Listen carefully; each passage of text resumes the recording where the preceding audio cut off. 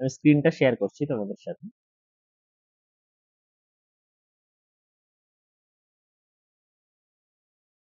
ভয়েসে যদি কোনো রকম অসুবিধা হয় বা শুনতে কোনো রকম প্রবলেম হয় এই চ্যাটটাই জানিয়ে দিও বা আনমিউট করেও জানিও, ঠিক আছে?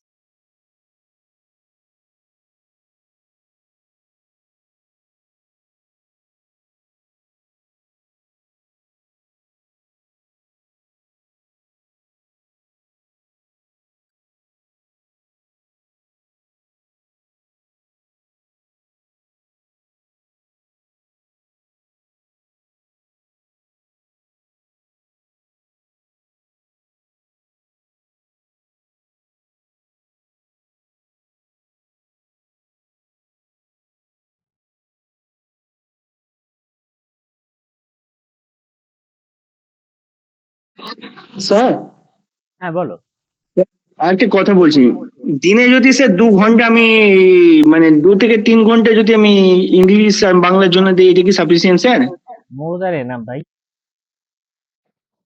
মোর কারণ দ্যান স্যার, এনাফ। কারণ আমি স্যার চাইছি প্রিলি আশা করছি ক্লিয়ার হবে। ক্লিয়ার হওয়ার পর স্যার মিসলেনিয়াস আর ক্লার্কশিপের জন্য ওয়েট করছি। ক্লার্কশিপ যে হয়ে যাবে তারপর আমি অপশনাল পড়বো স্যার। অপশনালটা একটু একটু করে পড়তে থেকো, ঠিক আছে? হ্যাঁ, তুমি আপাতত এই পরীক্ষাগুলো দিয়ে দাও, কারণ বিসিএস এর মেন এখনো দেরি আছে। আপাতত সামনে যে ওই জন্য পরীক্ষাগুলো আছে সেগুলো খুব ভালো করে দাও। ওই জন্য স্যার কম্পালসারি পেপার গুলো পড়ছি, কারণ ক্লার্কশিপ হয়ে যাওয়ার পর আমি অপশনালের পিছনে লাগবো। হুম, ঠিকই আছে। আর ডেলি 3 ঘন্টা করে বাংলা আর ইংলিশ লিখবো। হ্যাঁ, বাংলা ইংলিশ লেখো যতটা পারো, কিন্তু বিসিএস এ কিন্তু আরো অনেক পেপার আছে, একটা ইকুইটেবল যাতে অ্যাপ্রোচ থাকে, ঠিক আছে? যাতে তুমি শুধু বাংলা ইংলিশে অনেকটা সময় দিলে, আরো তো অনেক পেপার আছে, ঠিক আছে? সমস্ত পেপার প্রায়োরিটি অনুযায়ী সময় দিতে হবে কিন্তু। সেটা তো একটু স্যার। ঠিক আছে, আমরা টপিকে ফিরে আসি। ওকে, আজকের ক্লাসে আমরা যে জায়গাটা পড়বো সেটা হচ্ছে যে আমাদের ন্যাশনাল ইনকামের বাকি যে জায়গাগুলো আমাদের ছিল, ঠিক আছে? আমি এই পিপিটিটা তোমাদেরকে শেয়ার করব, এই পিপিটিটা ভালো করে দেখে নিও, ঠিক আছে? এটা আমারই বানানো একটা পিপিটি, এখানে আমরা জিএনপি জিডিপি ওভারঅল সমস্ত জায়গাটাকে কভার করেছি। ওকে, তো আজকে আমরা যে জায়গাটা কমপ্লিট করব, আগের দিন আমরা কোন জায়গাটা কমপ্লিট করেছিলাম একটু কুইক তোমাদেরকে বলে দিই। সেটা করেছিলাম হচ্ছে যে বেসিক ইকোনমি। বেসিক ইকোনমির জায়গাটা আমরা কমপ্লিট করেছিলাম, ঠিক আছে? 2 নম্বর করেছিলাম ইকোনমির যে বিভিন্ন সেক্টর আছে। 3 নম্বর করেছিলাম হচ্ছে ইকোনমির ক্লাসিফিকেশন, ইকোনমিকে কিভাবে ভাগ করা যায়। হ্যাঁ, কোনটা আমাদের তোমার ক্যাপিটালিস্টিক ইকোনমি, কোনটা সোশ্যালিস্ট ইকোনমি, কোনটা মিক্সড ইকোনমি, সেই ভাগগুলোকে কি করে করি ইন ডিটেলস সেই জায়গাটা আমরা করেছিলাম। ইকোনমি যে সেক্টর গুলো থাকে, primary sector, secondary sector, tertiary sector, quaternary sector, quinary sector, সমস্ত সেক্টর গুলোকে আমরা পড়েছিলাম। এবং বেসিক ইকোনমি, ইকোনমিক্স কাকে বলে, ইকোনমি কাকে বলে, সেই বেসিক জায়গাগুলো আগের ক্লাসে কিন্তু আমরা ইন ডিটেলস কমপ্লিট করেছি। আজকের ক্লাসে যে জায়গাটা থেকে আমরা শুরু করব সেটা হচ্ছে ন্যাশনাল ইনকাম। ন্যাশনাল ইনকাম বলতে অ্যাকচুয়ালি কি বোঝায়, ন্যাশনাল ইনকামের কি কি রূপভেদ আছে, ন্যাশনাল ইনকাম আমরা কি করে পরিমাপ করি, এই ডিটেলস জায়গাটা নিয়ে আমরা একটু আলোচনা করব। তো এই পিপিটিটা তোমরা অবশ্যই ভালো করে ফলো করো, ঠিক আছে? তাহলে আমরা যদি সবার প্রথমে বলি যে ন্যাশনাল ইনকাম বলতে অ্যাকচুয়ালি কি, হোয়াট ইজ ন্যাশনাল ইনকাম? তাহলে ন্যাশনাল ইনকাম কি বলছে দেখো, total amount of goods and services produced within the nation during the given period, say 1 year. মানে একটা নির্দিষ্ট সময়ের ভিতরে টোটাল যতগুলো গুডস এবং সার্ভিস উৎপন্ন হয় তার অ্যামাউন্টটাকে আমরা ন্যাশনাল ইনকাম বলতে পারি। আমরা যদি বেসিক ওয়েতে ভাবি যে আমাদের ইনকাম কত, এইটা যদি তোমাকে জিজ্ঞেস করা হয় যে হোয়াট ইজ আওয়ার ইনকাম, এটা কিন্তু তুমি অবশ্যই খুব সহজেই বার করতে পারবে, তাই না? যে আমাদের পারিবারিক ইনকাম কত, তাহলে আমাকে জিজ্ঞেস করবে যে তো আপনার ইনকাম কত, আমার ফ্যামিলিতে বাবা আছে মা আছে তাদেরকে জিজ্ঞেস করা হলো তাদের ইনকাম কত, হ্যাঁ, আর ফ্যামিলি মেম্বারদেরকে জিজ্ঞেস করা হলো তাদের ইনকাম কত, যে টোটাল ক্যালকুলেট করে একটা হাউসহোল্ড ইনকাম, হাউসহোল্ড ইনকাম এটা কিন্তু উইথাউট এনি হ্যাজার্ড খুব সহজেই তুমি বলে দিতে পারবে। কিন্তু এটাই যদি একটু কঠিন তোমাদেরকে বলে দেওয়া হয় যে না হাউস হোল্ড ইনকাম না, তুমি ধরো সাপোজ ওয়েস্ট বেঙ্গলে আছো, ওয়েস্ট বেঙ্গল বাদ দাও, আমরা ধরো মুর্শিদাবাদ ডিস্ট্রিক্টে আছি, আমাকে বলা হলো মুর্শিদাবাদের ইনকাম কত, এই মুর্শিদাবাদ, তাহলে এই মুর্শিদাবাদের ইনকাম কত, এইবারে কিন্তু আমি পড়ে যাব সমস্যায়। যে আমি তো আমার বাড়ির ইনকাম খুব সহজেই বার করে নিলাম, কিন্তু আমার জেলার ইনকামটা কি করে বার করবো? তো ইকোনমিস্টদের কাছেও কিন্তু প্রথম চ্যালেঞ্জ এটাই ছিল যে এই ইনকামটাকে ক্যালকুলেট করা হবে কি করে। হ্যাঁ, তো পারিবারিক ইনকাম ক্যালকুলেট করা, পার্সোনাল ইনকাম ক্যালকুলেট করা ইজ কোয়াইট ইজি, কারণ সেখানে বেশ কিছু কয়েকটা রিসোর্স আছে, কোথা কোথা থেকে ইনকাম আসছে দেখে যোগ করে দিলে সেই ইনকামটা ক্যালকুলেট হয়ে যাবে। কিন্তু একটা জেলার ইনকাম বা একটা রাজ্যের ইনকাম বা একটা রাষ্ট্রের ইনকাম ক্যালকুলেট করা কিন্তু এতটা সহজ নয়। এবার আমাকে যদি একটা অ্যাপ্রোচ দেওয়া হয়, ঠিক আছে, ধরো সাপোজ এটা আমি তোমাদের জন্য এই কোশ্চেনটা যদি ওপেন রাখি, ধরো তোমাদেরকে আমি একটা অ্যাপ্রোচ দিলাম যে আমাদের মুর্শিদাবাদের ইনকাম কি করে ক্যালকুলেট করবে, তাহলে তোমাদের কি বুদ্ধি আছে বলো তো, কি করে ক্যালকুলেট করা যেতে পারে? তোমাদের দিক থেকে একটু শুনি, কি ভাবনা আছে মাথার ভিতর যে কিভাবে আমরা মুর্শিদাবাদের ইনকামটাকে ক্যালকুলেট করতে পারি? যে কেউ, রঞ্জু বা রেবান্ত, সায়ন যারা রয়েছে। স্যার কোশ্চেনটা একবার বলুন। স্যার গোটা স্যার দেখুন দেখুন, কোশ্চেনটা এই যদি হচ্ছে, মুর্শিদাবাদের যতগুলো লোক আছে, লোক সংখ্যা আছে, হুম, আর মুর্শিদাবাদে যত ইনকাম হয়েছে সবার সবার ইনকামকে লোক সংখ্যা দিয়ে ভাগ করলে সেটা পাওয়া যাবে না? সেটা তো তাহলে তুমি একটা পার হেড ইনকাম পাবে। এবার যত লোক সংখ্যা আছে, লোক সংখ্যা তো ধরো প্রচুর আছে, তাহলে প্রায় ধরো 15-20 লাখ লোক, তাহলে তুমি কি করে প্রত্যেকের ইনকাম জানবে? এইটা একটা চ্যালেঞ্জ। ঠিক আছে, ঠিক আছে, রেবান্ত একটা উত্তর দিলে, সায়ন বলো কি বলছিলে? স্যার আমি ওইটাই বলছিলাম যে সমস্ত ইনকাম গুলোকে অ্যাডিশন করে যে ইনকাম পাওয়া যাবে ফাইনাল গুডস এন্ড সার্ভিসেস এর যে ভ্যালুটা মানে মানি ভ্যালুটা ওইটাকে অ্যাডিশন করে যেটা পাওয়া যাবে। মানে তোমার উত্তরের মধ্যে কিন্তু একটু পড়া আর একটু না পড়া দুটো উত্তর মিশে যাচ্ছে, ঠিক আছে। আমরা যখন মানে প্রত্যেকের ইনকাম ভাবছি, তাহলে গুড সার্ভিস কোথা থেকে আসছে, তাই না? আমরা যদি প্রত্যেকের ইন্ডিভিজুয়াল ইনকাম ক্যালকুলেট করি, তাহলে তো আমরা ইনকাম ক্যালকুলেট করছি, তাই না? সেখানে গুড সার্ভিস আসার জায়গা নেই। তাহলে এই জায়গাটাই কিন্তু একটা চ্যালেঞ্জ। হ্যাঁ, রঞ্জু, কোশ্চেনটা ছিল হচ্ছে যে আমাদের আজকে আমরা ন্যাশনাল ইনকাম পড়ছি। ন্যাশনাল ইনকাম পড়ার আগে আমরা বোঝার চেষ্টা করছি যে এই ন্যাশনাল ইনকাম জিনিসটা কি অ্যাকচুয়ালি। হ্যাঁ, তো আমরা হাউস হোল্ড ইনকাম বা ইন্ডিভিজুয়াল ইনকাম জিনিসটা আমরা বুঝি যে আমাদের ইনকাম বলতে কি বোঝায়। কিন্তু এর পরের লেভেলে যখন আমরা চলে যাব, ঠিক আছে, ধরো একটা ডিস্ট্রিক্টের ইনকাম বা একটা রাজ্যের ইনকাম বা ওভারঅল রাষ্ট্রের ইনকাম, যেটাই আমরা বলি, সেই জায়গাটা ক্যালকুলেট করা কিন্তু আমাদের কাছে বেশ চ্যালেঞ্জ। তো তোমরা যেটা উত্তর দিলে যে মুর্শিদাবাদের ইনকাম ধরো আমরা ক্যালকুলেট করবো, তাহলে একটা অ্যাপ্রোচ হচ্ছে মুর্শিদাবাদে যত লোক বাস করে সমস্ত লোকের কাছে গিয়ে গিয়ে আমি জিজ্ঞেস করলাম, দাদা আপনার ইনকাম কত, দাদা আপনার ইনকাম কত, সমস্ত ইনকাম গুলোকে যোগ করলাম, তাহলে আমরা মুর্শিদাবাদের একটা ইনকাম পেয়ে গেলাম। নাও এই অ্যাপ্রোচটা কিন্তু খুব টাফ, তাই না? কারণ আমাদের কাছে as such সেরকম ডেটাবেস নেই যেখানে এই সমস্ত লোকের ইনকাম আছে। হ্যাঁ, আমরা হয়তো গভর্নমেন্ট যারা চাকরি করে তাদের হয়তো ইনকাম না হয় ডিএম অফিস থেকে পেয়ে যাবো, কিন্তু যারা টোটো চালায়, রিক্সা চালায়, লেবারের কাজ করে, এত লোকের ইনকাম পাওয়া তো খুব টাফ।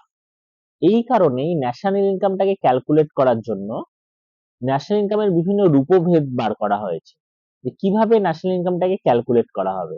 এবং আমরা এই ইন্ডিভিজুয়াল লোকের ইনকামের অ্যাপ্রোচ থেকে বেরিয়ে আমরা যে অ্যাপ্রোচে এসেছি, সেই অ্যাপ্রোচটার বিভিন্ন নাম দেয়া হয়েছে। সেই 4টে রূপভেদই হচ্ছে জিডিপি, জিএনপি, এনডিপি আর এনএনপি। এগুলো কিছুই না, এগুলো হচ্ছে ন্যাশনাল ইনকামের বিভিন্ন রকম রূপভেদ। তার মধ্যে যে কোনো একটা যদি আমরা এক্সপ্লেন করি, তোমাদের কাছে কনসেপ্ট একটু ক্লিয়ার হবে যে কি করে আমরা তাহলে ন্যাশনাল ইনকামটাকে পরিমাপ করি। ধরো জিডিপি, এর ফুল ফর্ম কি? এর ফুল ফর্ম হচ্ছে domestic gross domestic product gross domestic product.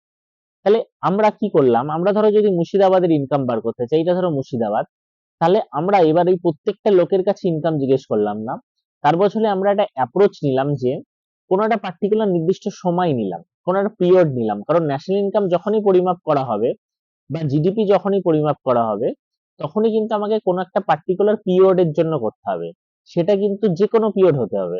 Normally 1 ইয়ার আমরা নিই।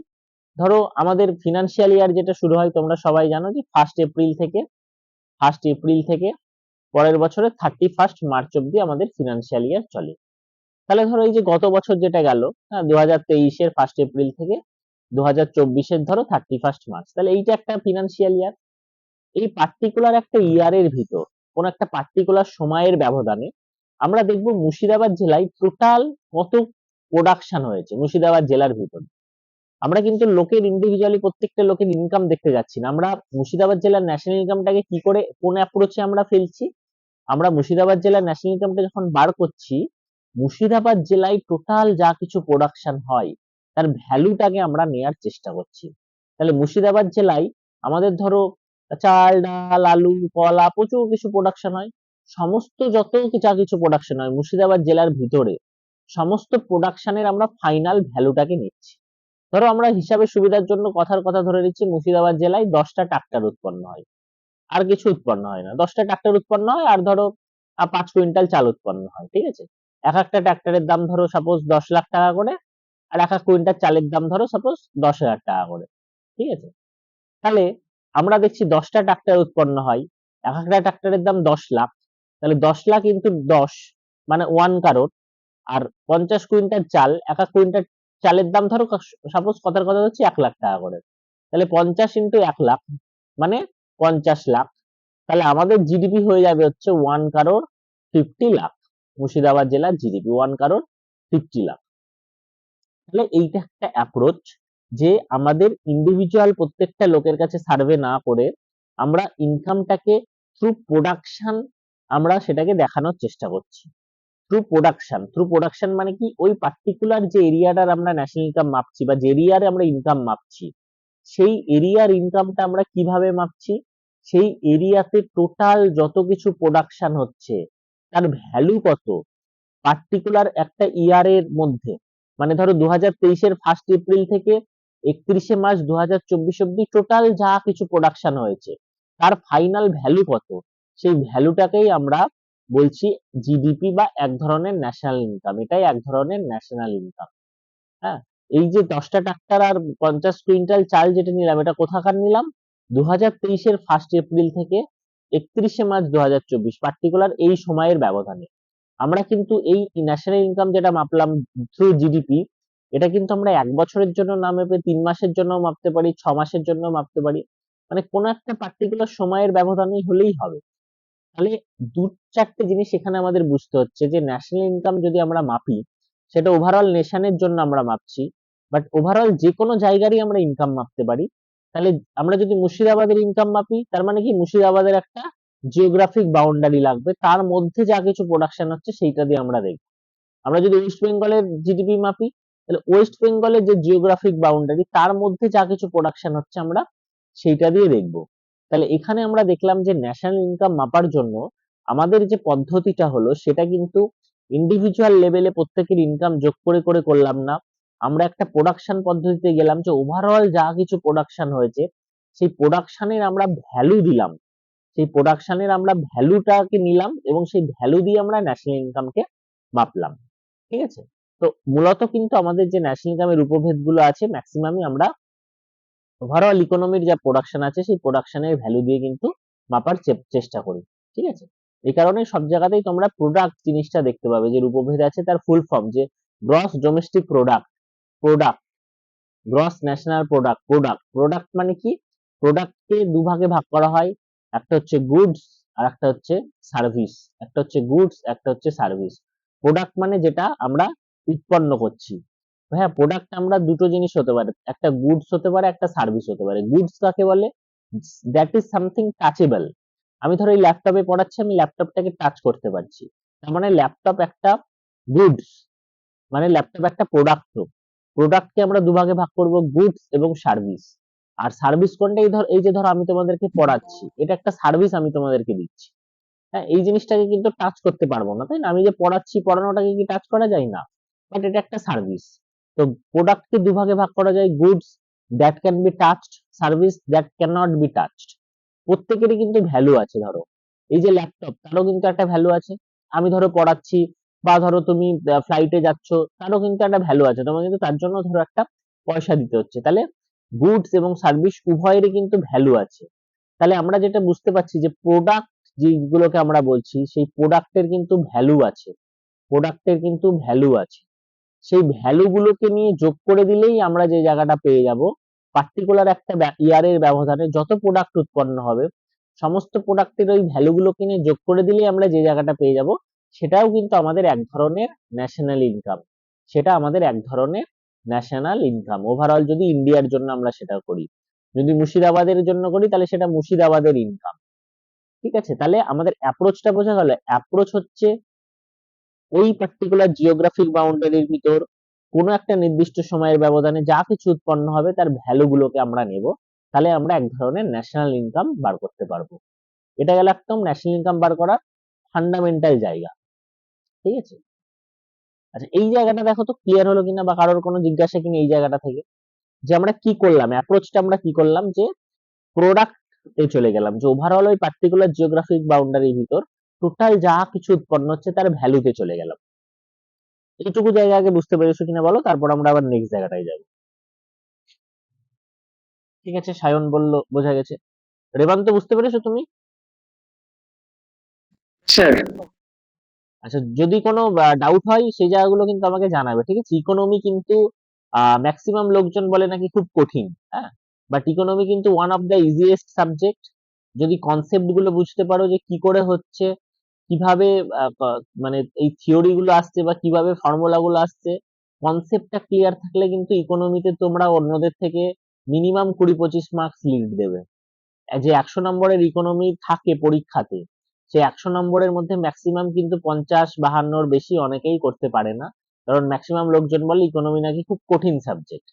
বাট ইকোনমি যদি একটু ভালো করে পড়া যায়, তোমরা কিন্তু মিনিমাম 70-75-80 তো করতেই পারবে। তো 25-30 নম্বরের লিড দেওয়া মানে কিন্তু অনেকটা লিড দেওয়া।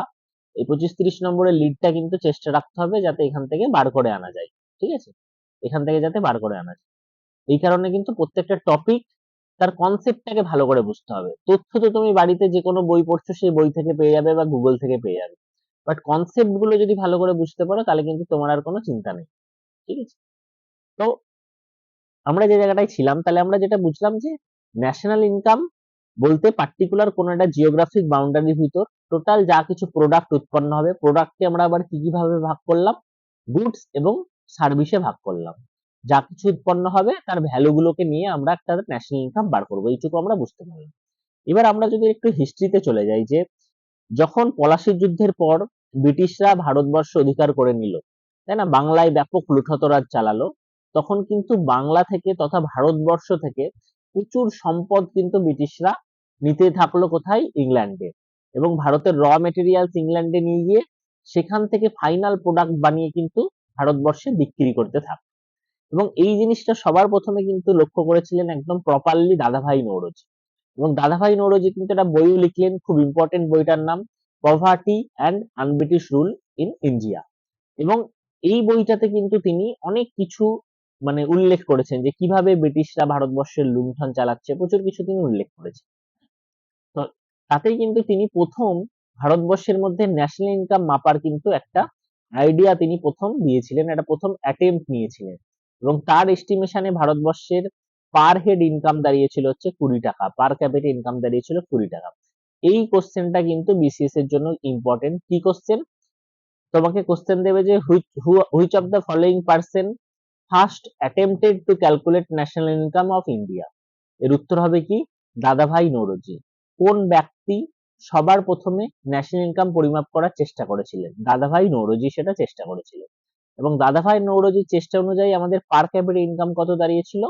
পার ক্যাপিটা ইনকাম দাঁড়িয়েছিল 20 টাকা। এটাও কিন্তু পরীক্ষাতে আসে। বাট দাদাভাই নওরোজি তো একদম বিশাল ইকোনমিস্ট ছিলেন না, ঠিক আছে।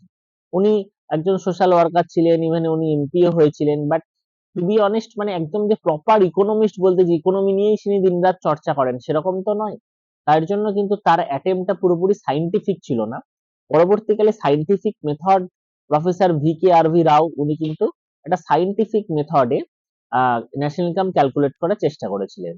বাট প্রপার অফিসিয়ালি আমাদের কিন্তু একটা ন্যাশনাল ইনকাম কমিটি তৈরি করা হয়েছিল, এবং সেখানে প্রফেসর প্রশান্ত চন্দ্র মহালনবিশ তিনি কিন্তু অফিসিয়াল অ্যাটেম্প করেছিলেন এই ন্যাশনাল ইনকামটাকে পরিমাপ করার, অফিসিয়াল অ্যাটেম্প করেছিলেন ন্যাশনাল ইনকামটাকে পরিমাপ করার, ঠিক আছে। এটাই গেল তার হিস্ট্রি। এরপর আমরা যে জায়গাটা দেখলাম যে ন্যাশনাল ইনকামকে আমরা অ্যাজ সাচ ওই ইন্ডিভিজুয়াল লোকের বাড়ি বাড়ি গিয়ে জিজ্ঞেস করছি না, তার বদলে আমরা সেটাকে প্রোডাক্টের ভ্যালু দিয়ে ডিফাইন করার চেষ্টা করছি। এবং সেটা করতে গিয়ে আমরা কিন্তু ন্যাশনাল ইনকামটাকে কয়েকটা রূপভেদ তার দিয়েছি। সেই রূপভেদ গুলো কি? জিডিপি, জিএনপি, এনডিপি এবং এনএনপি। তোমাদের কিন্তু প্রত্যেকটা টপিককে বুঝতে হবে ভালো করে। এবং এর মধ্যে সব থেকে ইম্পর্টেন্ট টপিক কিন্তু হচ্ছে আমাদের জিডিপি। সব থেকে ইম্পর্টেন্ট টপিক কিন্তু হচ্ছে আমাদের জিডিপি। তাহলে জিডিপি যদি বুঝতে চাই তাহলে আমাকে এর ফুল ফর্ম বুঝতে হবে। হ্যাঁ, জিডিপির ফুল ফর্ম কি? Gross domestic product. Gross domestic product. তার মানে এটা কি? এটা অ্যাকচুয়ালি এক ধরনের ন্যাশনাল ইনকাম। ন্যাশনাল ইনকামকে আমরা বিভিন্ন ভাবে প্রকাশ করি, তার একটা উপায় হচ্ছে জিডিপি দিয়ে প্রকাশ করা। তাহলে জিডিপি বলতে কি বোঝায়, খুব ভালো করে সংজ্ঞাটা যদি বুঝে নিই, যে gross domestic product is the value of the all final goods and services produced within the boundary of a nation during 1 year period. For India, this calendar year is from 1st April to 31st March. এখানে কয়েকটা কথা খুব important. একটা হচ্ছে gross, একটা হচ্ছে domestic, একটা হচ্ছে প্রোডাক্ট, একটা ফাইনাল, একটা বাউন্ডারি অফ এ নেশন। দেখো লাল কালি দিয়ে ইম্পর্টেন্ট ওয়ার্ড গুলোকে আমি মার্ক করেছি। জিডিপির ফুল ফর্মের ভিতরেই কিন্তু জিডিপির সংজ্ঞাটা অনেকটা দেয়া আছে। ফুল ফর্ম কি বলছে? Gross domestic product. তো গ্রস মানে কি? গ্রস মানে আমাকে দেখতে হবে টোটাল। মানে আমাদের যখন জিডিপি বার করব ভারতবর্ষের, ধরো সাপোজ এইটা আমাদের ভারতবর্ষের জিওগ্রাফিক বাউন্ডারি, এই বিভিন্ন আমাদের রাজ্যগুলো আছে। তো ভারতের যখন জিডিপি বার হবে, তখন কিন্তু ভারতের মধ্যে যা কিছু উৎপন্ন হয়, যত প্রোডাক্ট উৎপন্ন হয়, সমস্ত প্রোডাক্টকে কিন্তু নিতে হবে, সমস্ত প্রোডাক্টকে কিন্তু নিতে হবে। এই কারণেই বলছে গ্রস, টোটাল। কোনো প্রোডাক্টকে আমরা বাদ দিতে পারবো না। যত ধরনের আমাদের প্রোডাক্ট উৎপন্ন হয়, সমস্ত প্রোডাক্টকে আমরা ক্যালকুলেট করব। কি কি ক্যালকুলেট করব? ধরো আমরা উদাহরণ নিচ্ছি যে ভারতবর্ষের ভিতর 10টা ট্রাক্টর আর 50 কুইন্টাল চাল উৎপন্ন হয়। এটা আমরা কথার কথা বলছি যে আর কিছু উৎপন্ন হয় না ভারতবর্ষের ভিতরে, এটাই টোটাল। 10টা ট্রাক্টর আর 50 কুইন্টাল চাল। তাহলে আমরা ভারতের জিডিপি কত বলবো? 10 আর 50 60 বলবো কি? না, কোয়ান্টিটি কোনো ম্যাটার করছে না। আমাদের ম্যাটার করবে তার ভ্যালু, তার value, value of the all final goods and services. সমস্ত কিছুর ভ্যালুটাকে আমরা নেব। ভ্যালু কি করে নেব? আমাদের ভ্যালুটাকে কিন্তু বার করতে হবে।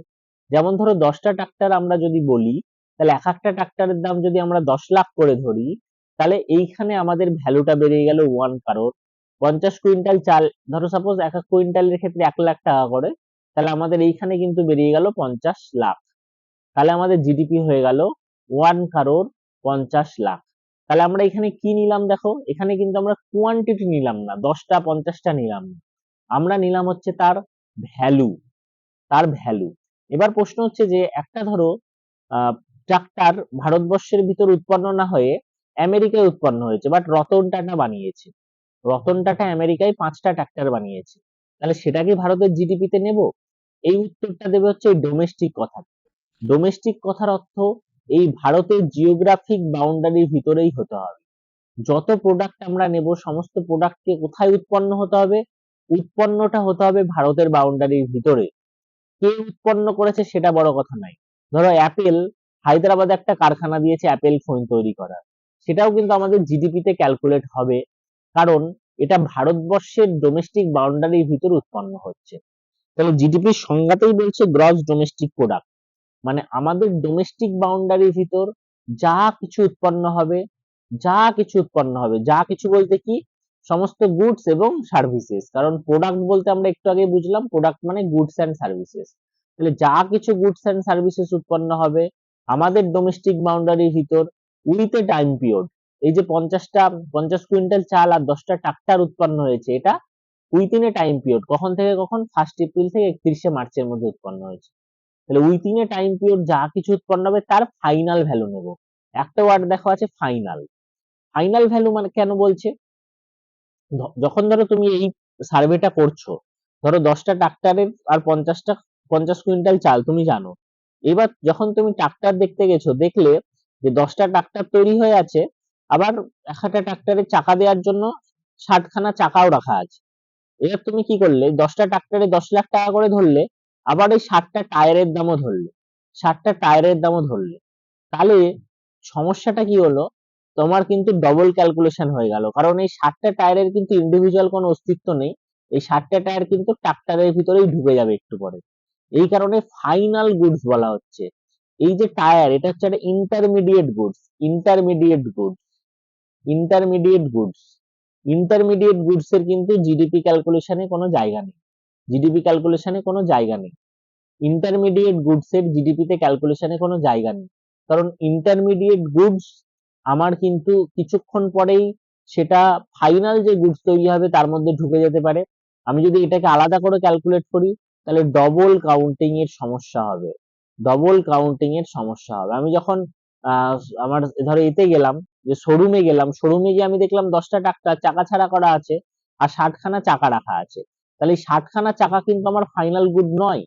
এই 60খানা চাকা কিন্তু আমার ট্রাক্টরের ভিতর ঢুকবে, ট্রাক্টরের ভিতর ঢুকলে তবে গিয়ে ট্রাক্টরটা ফাইনাল প্রোডাক্ট বা ফাইনাল গুড বা ফাইনাল প্রোডাক্ট হবে। তো এই কারণে কিন্তু আমরা সবসময় ফাইনাল প্রোডাক্টের জিনিস নিতে হবে। আমি যদি 10টা ট্রাক্টরের দামও ক্যালকুলেট করি, আবার আলাদা করে 60টা টায়ারের দামও ক্যালকুলেট করি, তাহলে আবার যে সমস্যাটা হবে সেটা ডবল কাউন্টিং এর সমস্যা হবে। এই ডবল কাউন্টিং এর সমস্যা অ্যাভয়েড করার জন্য আমরা সমস্ত কিছুর ফাইনাল ভ্যালু নেব, কোনো কিছুর ইন্টারমিডিয়েট ভ্যালু আমরা নেব না। তাহলে জিডিপির ক্ষেত্রে কি হলো, জিডিপির ফুল ফর্ম হলো গ্রস ডোমেস্টিক প্রোডাক্ট, যে কোনো একটা নির্দিষ্ট সময়ের ব্যবধানে কোনো একটা ইকোনমিক বাউন্ডারিতে ওভারঅল যা কিছু উৎপন্ন হচ্ছে সমস্ত কিছু, গ্রস মানে টোটাল, সমস্ত কিছু গুডস এবং সার্ভিসের ফাইনাল ভ্যালুটাকে আমরা বলবো জিডিপি। উদাহরণের জন্য আমরা কি নিলাম, এই যে ধরো ভারতবর্ষ, সেখানে আমরা দেখলাম উৎপন্ন হচ্ছে 10টা 10টা ট্রাক্টর আর 50 কুইন্টাল চাল, আর কিছু উৎপন্ন হচ্ছে না, তাহলে 1,50,00,000 এটাই হয়ে যাচ্ছে আমাদের জিডিপি। তাহলে আমরা জিডিপির জায়গাটা ইন ডিটেলস করলাম। তোমাদের জিডিপি থেকে কারোর যদি কোনো ডাউট থাকে সেটা আমাকে জানিও, বা যদি বুঝতে পারো তাহলে সেটাও জানিও, ঠিক আছে? এইটুকু থেকে যদি কারোর কোনো ডাউট থাকে সেটা তাহলে আমাকে জানিও।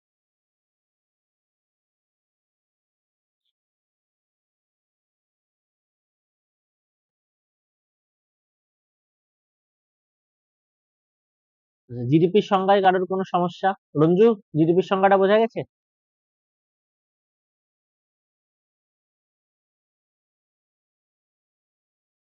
আচ্ছা, সায়ন বললো ক্লিয়ার। আচ্ছা, কারোর যদি কোনো ডাউট থাকে আনমিউট করে কিন্তু সেটাও জানিও, বা তোমরা চ্যাটেও লিখে দিতে পারো, ঠিক আছে, যে এই জায়গাটা বোঝা গেল। ওকে, তাহলে আমরা যেটা বুঝলাম, ন্যাশনাল ইনকামের একটা ব্রিফ হিস্ট্রি আমরা বুঝলাম, আর 2 নম্বর হচ্ছে যে আমরা জিডিপির সংজ্ঞাটা বুঝলাম, যে জিডিপি বলতে অ্যাকচুয়ালি কি বোঝায়। এইবার এই জিডিপিরই আমরা আরেকটু ইন ডিটেলস দু একটা জিনিস পড়বো, দু একটা কনসেপ্ট আমরা ক্লিয়ার করব, ঠিক আছে? যেইখানে কিন্তু দেখো টোটাল ওভারঅল জায়গাটাকে বেটার আন্ডারস্ট্যান্ডিং এর জন্য দেওয়া হয়েছে, যে জিডিপির প্রত্যেকটা জিনিসের মানে কি, গ্রস মানে কি, which means the same thing in economics and commerce as total means in mathematics. Gross মানে টোটাল, মানে আমরা কোনো কিছু প্রোডাক্টই বাদ দিতে পারবো না, ভারতবর্ষের ভিতর যা কিছু প্রোডাক্ট উৎপন্ন হবে সমস্ত প্রোডাক্টের ফাইনাল ভ্যালুটাকে আমাকে জিডিপির মধ্যে ক্যালকুলেট করতে হবে। ডোমেস্টিক মানে কি, economic activities done within the boundary of a nation, মানে আমাদের বাউন্ডারির ভিতরে যা কিছু হবে, হ্যাঁ, আমাদের ইকোনমিক বাউন্ডারির ভিতর যা কিছু হবে সমস্তটা আমরা নেব। প্রোডাক্ট মানে কি, আমরা একটু আগে বোঝালাম, প্রোডাক্ট মানে গুডস অ্যান্ড সার্ভিসেস, যত গুডস এবং সার্ভিসেস আছে সমস্ত কিছুকে নিতে হবে। ফাইনাল মানে কি, stage of the product after which there is no chance of value অ্যাডিশনের। কারণ ওই যে আমরা টায়ারের উদাহরণটা নিলাম আর ট্রাক্টরের উদাহরণটা নিলাম, তাই না? যে টায়ার গুলো কোথায় কি হবে, টায়ার গুলো আলটিমেটলি তো ট্রাক্টরে গিয়েই লাগবে, তাহলে টায়ারটা কিন্তু আমাদের ফাইনাল প্রোডাক্ট নয়, ট্রাক্টর, এই টায়ারটা হচ্ছে আমাদের intermediate product, intermediate product, intermediate product. এই টায়ারটা কিন্তু ট্রাক্টরের ভিতর গেলে তবে গিয়ে ফাইনাল প্রোডাক্ট হবে। তার মানে টায়ারে কি আরো ভ্যালু এডিশন করার জায়গা আছে, এই ট্রাক্টরটাতে আরো ভ্যালু এডিশন করার জায়গা আছে, ট্রাক্টরটার ভিতর এখনো টায়ার ঢুকবে, তার মানে ট্রাক্টরটা কিন্তু তখনও ফাইনাল প্রোডাক্ট হয়নি, যখন টায়ারটা ঢুকলো তখনই কিন্তু এটা ফাইনাল প্রোডাক্ট। তাহলে আমরা যখনই ক্যালকুলেট করবো অল টাইম ফাইনাল প্রোডাক্ট নিয়ে ক্যালকুলেট করব, যাতে করে ডবল কাউন্টিং অ্যাভয়েড করা যায়, যাতে করে ডবল কাউন্টিং অ্যাভয়েড করা যায়। তাহলে জিডিপির সংজ্ঞাটাই এইগুলো ছিল মেন মেন পয়েন্ট, এইগুলো ছিল মেন মেন পয়েন্ট, ঠিক আছে? তাহলে জিডিপির মধ্যে কোনগুলো এবার ইনক্লুড হবে না? হ্যাঁ, আমরা জিডিপির মধ্যে তো আমরা বুঝলাম যে সমস্ত গুডস অ্যান্ড সার্ভিসেস আমরা সমস্ত কিছু নেব, হ্যাঁ, কিন্তু যেগুলো আমাদের ডোমেস্টিক বাউন্ডারির বর্ডারের বাইরে যে সমস্ত জিনিসের সেল হবে সেইগুলো কিন্তু, বা প্রডিউসড হবে সেইগুলো কিন্তু আমরা ক্যালকুলেট করব না। যেমন একটু আগে আমরা উদাহরণ নিলাম যে রতন টাটা ধরো আমেরিকায় আমেরিকায় স্টিল উৎপন্ন করছে, স্টিল উৎপন্ন করছে, তাহলে এটা কি ইন্ডিয়ার জিডিপি তো ক্যালকুলেট হবে? যে না, জিডিপিতে ক্যালকুলেট করার জন্য আমরা কোথায় দিয়ে প্রশ্ন করব, যে কোথায় উৎপন্ন, কোথায় উৎপন্ন হয়। যদি উত্তর আসে যে ভারতের ডোমেস্টিক বাউন্ডারির ভিতরে উৎপন্ন হয়, তাহলে অবশ্যই সেটা জিডিপিতে ক্যালকুলেট হবে। যদি উত্তর আসে না ভারতের বাইরে উৎপন্ন হয়, তাহলে সেটা মোটেও জিডিপিতে উৎপন্ন হবে, জিডিপিতে ইনক্লুড করা হবে না। তাতে সেটা যেই বানাক, সেটা রতন টাটা বানাক কি আমি বানাই কি তুমি বানাও, ভারতের মধ্যে যদি একমাত্র উৎপন্ন হয় তাহলে জিডিপিতে ক্যালকুলেট হবে, ভারতের বাইরে যদি উৎপন্ন হয় তাহলে জিডিপিতে ক্যালকুলেট হবে না। আর কোনটা হয় না? ইউজড গুড, যেগুলো সেকেন্ড হ্যান্ড গুড, ঠিক আছে, কারণ সেটা তো কোনো নতুন প্রোডাকশন হচ্ছে না, তাহলে সেগুলো ক্যালকুলেট করা হয় না। Illegal sale, black market, black money, এই সমস্ত জিনিস তো আর আমাদের কোনো প্রোডাক্ট না, তাই না? ইল্লিগাল সেল, এই সমস্ত জিনিসগুলোকেও কিন্তু আমরা জিডিপিতে ক্যালকুলেট করি না। আর একটা কি? Transfer payment. ট্রান্সফার পেমেন্ট বলতে কি? আমাদের গভর্নমেন্ট অনেক সময় এই যে বার্ধক্য ভাতা, বিধবা ভাতা, প্রচুর কিছু কিন্তু মানুষের অ্যাকাউন্টে পৌঁছে যায়, তাহলে এটাও তো মানুষের এক ধরনের ইনকাম হিসেবে ঢুকছে। কিন্তু আমরা যখনই এই জিডিপির জায়গাটা পড়ছে, আমরা কিন্তু গ্রস ডোমেস্টিক প্রোডাক্ট, মানে যে জিনিসগুলো আমাদের প্রোডাক্ট উৎপন্ন করে সেইগুলো আমাদের কাছে কিন্তু বাঞ্ছনীয়।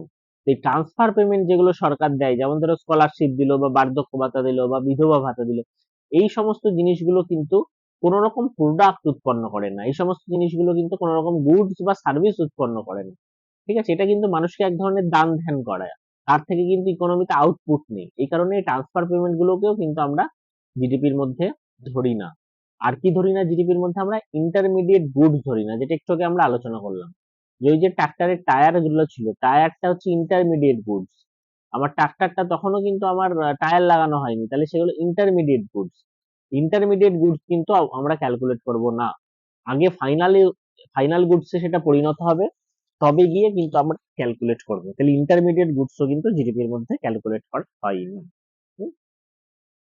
এখানে দু একটা উদাহরণ দিয়ে লেখা আছে যে, ধরো রতন টাটা একটা ফ্যাক্টরি সেট আপ করেছে কোথায়? কানাডাতে। রতন টাটা একটা ফ্যাক্টরি সেট আপ করেছে কোথায়? কানাডাতে। স্টিল তৈরি করছে কানাডাতে, তাহলে কি সেটা জিডিপিতে ক্যালকুলেট হবে?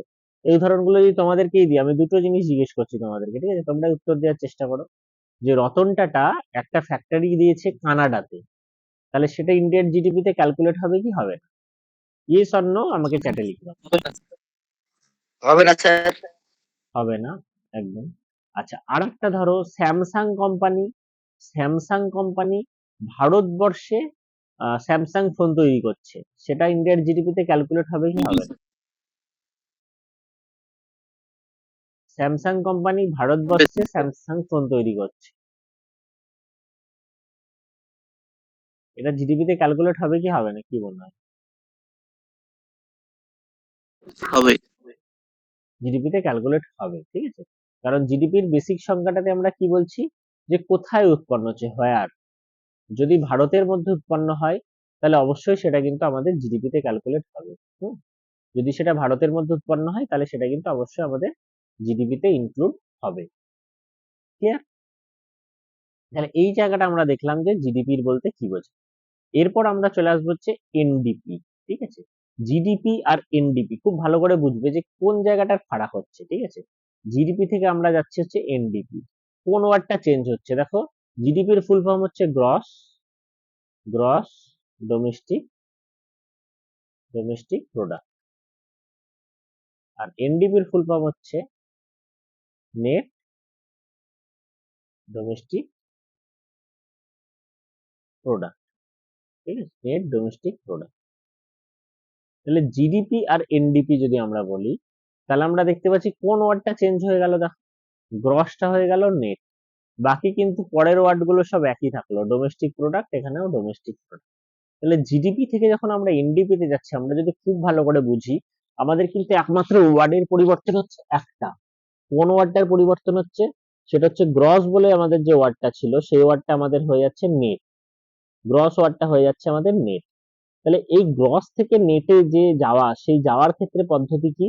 যে জিডিপি থেকে একটা টার্ম হয় ডেপ্রিসিয়েশন, ডেপ্রিসিয়েশন বা ক্ষয় ভ্যালু, ক্ষয় ভ্যালু, ঠিক আছে, ক্ষয় ভ্যালু, বা এটাকে অনেকে বলে wear and tear value, wear and tear value. আমাদের যা কিছু প্রোডাকশন উৎপন্ন, আমাদের যত মেশিনারি আছে, সমস্ত কিছুর কিন্তু যে আয়ু, সেটা কিন্তু কখনোই একদম দীর্ঘায়ু না বা শতায়ু না, তাই না? আজকে ধরো আমি যদি একটা মেশিন নিয়ে একটা কারখানায়, ধরো সাপোজ একটা মেশিন আছে, ধরো একটা লেদ ফ্যাক্টরি আছে, তাহলে সে গত বছর যতগুলো প্রোডাকশন করতে পারবে, এই বছর কি ততগুলো পারবে? তার প্রোডাকশন ক্যাপাবিলিটি একটু হলেও কমে যাবে। আমার বাড়িতে যে ফ্যানটা ঘুরছে, কি আগামী 50 বছর 100 বছর ধরে সেম ভাবে হাওয়া দিয়ে যাবে? এর প্রতি বছর যত যাবে এর ক্যাপাবিলিটি তত কমবে। তার মানে আমরা যেটা বুঝতে পারছি যে প্রত্যেকটা জিনিসের কিন্তু একটা ডেপ্রিসিয়েশন ভ্যালু আছে। কথার কথা, ধরো সাপোজ আমাদের ইকোনমিতে একটা মেশিন উৎপন্ন হয়, সেই মেশিনের দাম ধরো 10 লাখ টাকা, ঠিক আছে?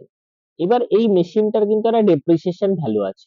আমাদের যে ministry of commerce and industry, হ্যাঁ, মানে শিল্প মন্ত্রক যেটা আমাদের আছে, ministry of commerce and industry, তারা কিন্তু এই প্রত্যেকটা জিনিসের কিন্তু ক্ষয় ভ্যালুর পার্সেন্টেজ বলে দিয়েছে। ধরো সাপোজ একটা টেবিল ফ্যান বা একটা সিলিং ফ্যান, ফ্যানের ক্ষেত্রে ওরা বলেছে 10 ইয়ার্স। 10 ইয়ার্স মানে প্রতি বছর এইটা 10% করে, তার মানে কি হবে, ক্ষয়তে থাকবে। 10 বছর পরে গিয়ে কিন্তু আর কাজ করবে না, 100% হয়ে যাবে। তাহলে ধরো আমি 10,000 টাকা দিয়ে ধরো একটা ফ্যান কিনেছি, তার মানে এই যে 10,000 টাকা, তার কিন্তু একটা ওয়ার অ্যান্ড টিয়ার ভ্যালু আছে। ওয়ার অ্যান্ড টিয়ার ভ্যালু কত? 10%। তাহলে 10,000 টাকা 10% মানে কত? 1,000 টাকা। তাহলে আমরা যখন জিডিপি ক্যালকুলেট করব, তখন কিন্তু আমরা এই 10,000 টাকাটা নিয়ে ক্যালকুলেট করব। ধরো সাপোজ আমরা কথার কথা ধরছি, ইন্ডিয়াতে মাত্র 10টাই ফ্যান উৎপন্ন হয়, আর কিচ্ছু উৎপন্ন হয়নি ইন্ডিয়াতে। এক একটা ফ্যানের দাম 10,000 টাকা করে। তাহলে আমরা বলতে পারবো ইন্ডিয়ার জিডিপি কত? ইন্ডিয়ার জিডিপি আমরা বলতে পারবো, 10টা ফ্যান উৎপন্ন হয়, এক একটা ফ্যানের দাম 10,000 টাকা করে, তাহলে 1 লাখ টাকা হচ্ছে আমাদের ইন্ডিয়ার জিডিপি। 1 লাখ টাকা হচ্ছে আমাদের ইন্ডিয়ার জিডিপি, ঠিক আছে? এইবার আমরা দেখছি যে এই যে প্রত্যেকটা ফ্যান আছে, সেই প্রত্যেকটা ফ্যানের মূল্যের কিন্তু একটা ক্ষয় ভ্যালু আছে। আমরা দেখছি 10% হচ্ছে এই ফ্যানটার ক্ষয় ভ্যালু। তাহলে 10% মানে 1,000 টাকা। তাহলে এই ডেপ্রিসিয়েশনটা যদি আমরা বাদ দিয়ে দিই, 10,000 থেকে আমরা 1,000 বাদ দিয়ে দিচ্ছি, তাহলে ডেপ্রিসিয়েশন বাদ দিয়ে ফ্যানের দাম কত দাঁড়াচ্ছে? 9,000। কটা ফ্যান প্রোডাকশন হচ্ছে? 10টা। তাহলে আমাদের কত দাঁড়িয়ে গেল? 90,000। জিডিপিটা দাঁড়িয়ে গেল 90,000। এই যে যেটাকে আমরা বলছি, এটাকে আমরা জিডিপি না বলে এটাকে আমরা বলছি এনডিপি। তাহলে এনডিপি মানে কি হলো? পাতি কথায় এনডিপি মানে আমাদের হলো, এনডিপি মানে আমাদের হলো GDP, GDP minus depreciation. Depreciation আমরা যদি উদাহরণ দিয়ে বুঝতে চাই, আগের যে উদাহরণটা নিলাম, আমাদের 10টা ফ্যান আছে, 10,000 টাকা করে দাম আছে, তাহলে আমাদের জিডিপি ছিল সেক্ষেত্রে 1 লাখ টাকা, এবং সেখান থেকে প্রত্যেকটা ফ্যানের কিন্তু 1,000 টাকা করে ডেপ্রিসিয়েশন কস্ট ছিল। তাহলে 10টা ফ্যানের ডেপ্রিসিয়েশন কস্ট ছিল 10,000 টাকা। তাহলে আমাদের এনডিপি দাঁড়ালো কত?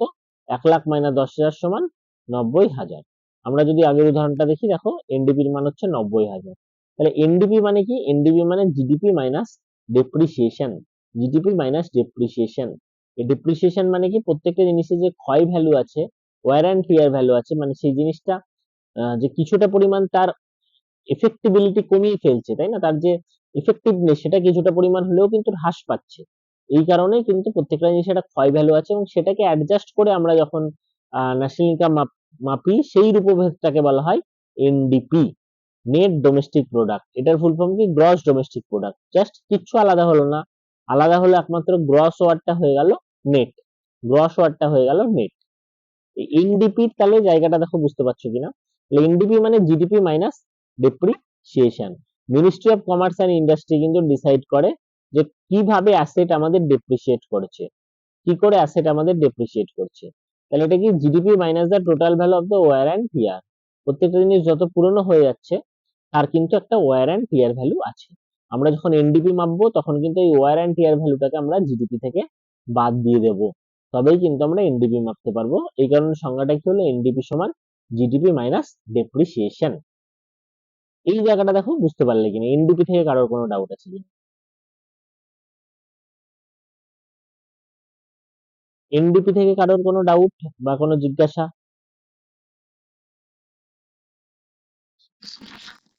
এনডিপি সমান জিডিপি মাইনাস কি বললেন?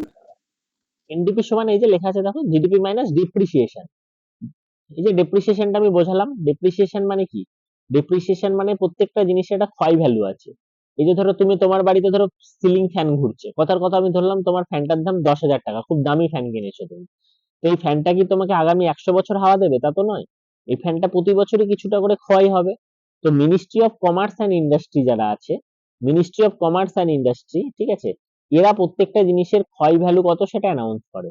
ধরো তোমার ফ্যানের ক্ষেত্রে ক্ষয় ভ্যালু দিল 10%, তাহলে তোমার 10,000 টাকার যে ফ্যান, সেই 10,000 টাকার ফ্যানের ভ্যালু কিন্তু প্রতি বছর 1,000 টাকা করে কমে যাচ্ছে, ঠিক আছে? 10,000 টাকার ফ্যানের ক্ষয় ভ্যালু কত? 10%, 1,000 টাকা কমে যাচ্ছে। তাহলে এনডিপি যখন আমরা ক্যালকুলেট করব, আমরা কিন্তু প্রথমেই জিডিপি যেটা ক্যালকুলেট করেছিলাম, যে 10টা ফ্যান এক একটার দাম 10,000, তাহলে টোটাল 1,00,000।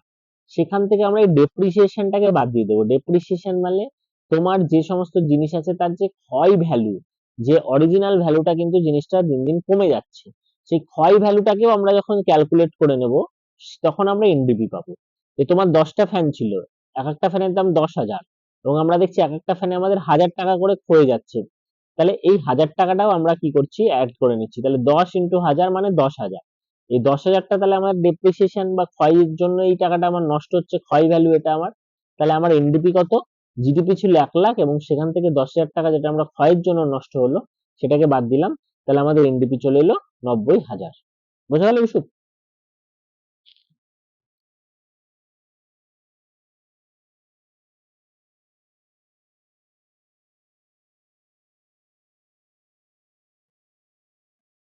তাহলে এইটুকু অব্দি সবার ক্লিয়ার? যদি কোনো ডাউট থাকে জানাও।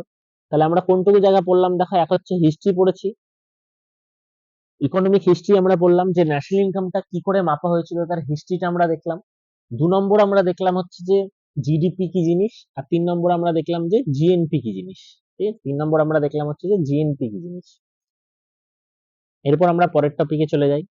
এই সরি, আমরা এনডিপি কি জিনিস দেখলাম, জিডিপি দেখলাম কি জিনিস, আর আমরা দেখলাম এনডিপি দেখলাম কি জিনিস।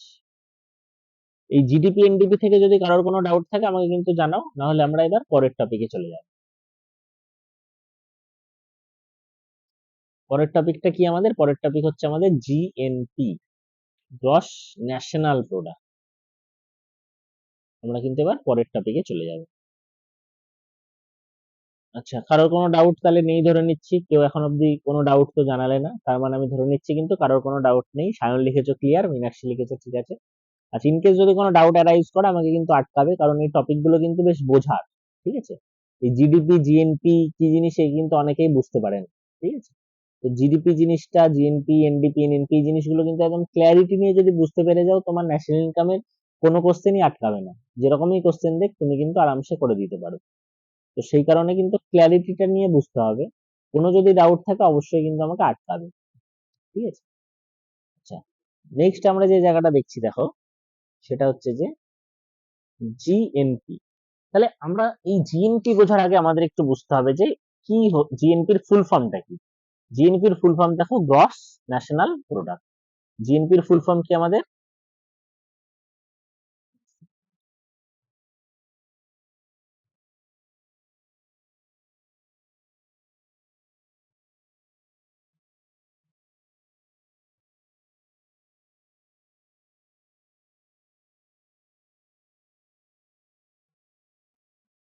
ডিস্টার্ব হচ্ছে, যাই হোক। তাহলে জিএনপির আমাদের ফুল ফর্ম কি, জিএনপির ফুল ফর্ম হচ্ছে আমাদের gross national product. Gross national product, GNP, gross national product. একটু আগে আমরা পড়েছিলাম হচ্ছে জিডিপি, তার ফুল ফর্ম আমরা পড়েছিলাম গ্রস ডোমেস্টিক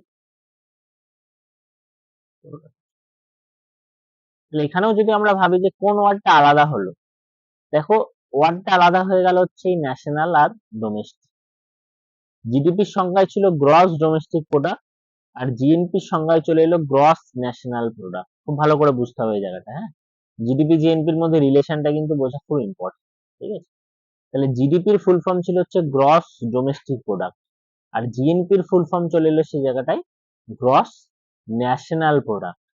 তাহলে আমাদের যদি আমরা দেখি যে কোন ওয়ার্ডটা আলাদা হয়ে গেল, ওয়ার্ডটা আলাদা হয়ে গেল কিন্তু ডোমেস্টিকটা চেঞ্জ হয়ে গেল হচ্ছে ন্যাশনাল। ডোমেস্টিক যে কথাটা ছিল সেটা চেঞ্জ হয়ে গেল হচ্ছে আমাদের ন্যাশনাল। তাহলে আমরা যদি পার্থক্য বুঝতে চাই, কি পার্থক্য বুঝবো, জিডিপির সংজ্ঞায় আমরা বলেছিলাম যে এই ভারতবর্ষের বাউন্ডারির ভিতর যা কিছু উৎপন্ন হবে, সেটা যেই করুক, সেটা ইউনাইটেড স্টেটস করুক বা আফ্রিকা করুক, যেই করুক, সমস্তটাই কিন্তু আমাদের জিডিপির মধ্যে ক্যালকুলেট হবে। খুব ভালো করে আমরা যদি একটা উদাহরণ নিয়ে বুঝি, যে ধরো সাপোজ ভারতবর্ষের ভিতর টোটাল 100 কোটি টাকার জিনিস উৎপন্ন হয়, তার মধ্যে ধরো 70 কোটি টাকার জিনিস, 70 কারোরের জিনিস একদম প্রপার ইন্ডিয়ানরাই ধরো করে। প্রপার ইন্ডিয়ান যারা আছে মানে ভারতীয় সিটিজেন, ভারতীয় নাগরিক, তারাই ধরো করে 70 কারোর টাকা। আর ধরো 30 কারোর টাকা, আর 30 কারোর টাকা কি করছে, বিদেশি অর্গানাইজেশন এখান থেকে উৎপন্ন করছে, বিদেশি অর্গানাইজেশন এখান থেকে উৎপন্ন করছে, দিয়ে আমাদের টোটাল 100 কোটি টাকা ধরে জিডিপি তে দাঁড়ালো। এবার জিএনপির সংজ্ঞাটা কি বলছে, জিএনপির সংজ্ঞা হচ্ছে গ্রস ন্যাশনাল প্রোডাক্ট। এখানে কিন্তু ন্যাশনাল কথাটা ইম্পর্টেন্ট খুব। জিএনপি তে কিন্তু আমরা আর দেখবো না যে কোথায় উৎপন্ন হচ্ছে, এইবার আমরা কিন্তু পুরো ভারতীয়তে চলে আসবো, যে যে জিনিসটা উৎপন্ন করছে সেটা কারা উৎপন্ন করছে, সেটা কি ভারতীয়রা উৎপন্ন করছে? যদি ভারতীয়রা উৎপন্ন করে তাহলে পৃথিবীর যেখানেই করুক সেটা কিন্তু আমাদের জিএনপি তে ক্যালকুলেট হবে। আর যদি ভারতীয়রা উৎপন্ন না করে তাহলে কিন্তু সেটা আমাদের জিএনপি তে ক্যালকুলেট হবে না। তাহলে জিএনপির সংজ্ঞায় ইম্পর্টেন্ট যেটা সেটা হচ্ছে যে কারা উৎপন্ন করছে, হ্যাঁ। আর জিডিপির সংজ্ঞায় যেটা ইম্পর্টেন্ট সেটা হচ্ছে কোথায় উৎপন্ন হচ্ছে। জিডিপির সংজ্ঞায় কোথায় দিয়ে কোশ্চেন করতে হয়, আর জিএনপির সংজ্ঞায় কারা দিয়ে কোশ্চেন করতে হয়। এই কারণে কিন্তু ন্যাশনাল, ন্যাশনাল মানে ভারতীয়রা যদি উৎপন্ন করে তবেই কিন্তু আমাদের ধরা হবে। তাহলে সাপোজ ধরো ভারতীয়রা, বেশ কিছু ভারতীয় তারা বিদেশে, ধরো কেউ ইংল্যান্ডে, কেউ আমেরিকায়, কেউ নিউজিল্যান্ডে, সবাই ফ্যাক্টরি দিয়ে সেখান থেকে ভারতীয়রা 20 কোটি টাকার জিনিস উৎপন্ন করছে, সেখান থেকে ভারতীয়রা 20 কোটি টাকার জিনিস উৎপন্ন করছে। তাহলে আমাদের ব্যাপারটা কিরকম দাঁড়িয়ে গেল দেখো, জিডিপি জিএনপির মধ্যে রিলেশনটা এখনই যদি আমরা প্রতিষ্ঠা করতে চাই, যে আমাদের জিডিপি ছিল টোটাল 100 কোটি, কিন্তু 100 কোটির মধ্যে পুরো 100 কোটি কিন্তু আমাদের ছিল না, তার মধ্যে 70 কোটি ছিল হচ্ছে আমাদের নিজস্ব, প্লাস 30 কোটি ছিল হচ্ছে বাইরের, 30 কোটি হচ্ছে বাইরে। তাহলে আমাদের নিজস্ব কতগুলো, আমাদের নিজস্ব দেশের ভিতরে হচ্ছে 70 কোটি, আর দেশের বাইরে বিভিন্ন জায়গায় ইন্ডিয়ানরা ফ্যাক্টরি দিয়ে ধরো আরো 20 কোটির প্রোডাকশন করেছে। তাহলে আমাদের জিএনপি কিন্তু হয়ে যাবে 70 কোটি প্লাস 20 কোটি। এই 20 কোটি কেন যোগ হবে, কারণ এটাও কিন্তু আমাদের দেশের ন্যাশনালদের দ্বারা তৈরি ইনকাম, এই কারণে কিন্তু 20 কোটিটা তৈরি হয়ে যাবে। জিএনপি মানে ন্যাশনালদের দ্বারা, ভারতীয় নাগরিকদের দ্বারা কিন্তু তৈরি হওয়া ইনকাম, এই কারণে কিন্তু আমাদের জিএনপি তে সেইগুলো অ্যাড হয়ে যাবে। তাহলে আমাদের জিএনপিটা কত দাঁড়াবে, এই বাউন্ডারির ভিতর 70 কোটি আর এখান থেকে 20 কোটি, জিএনপিটা আমাদের দাঁড়িয়ে গেল হচ্ছে কিন্তু 90 কোটি।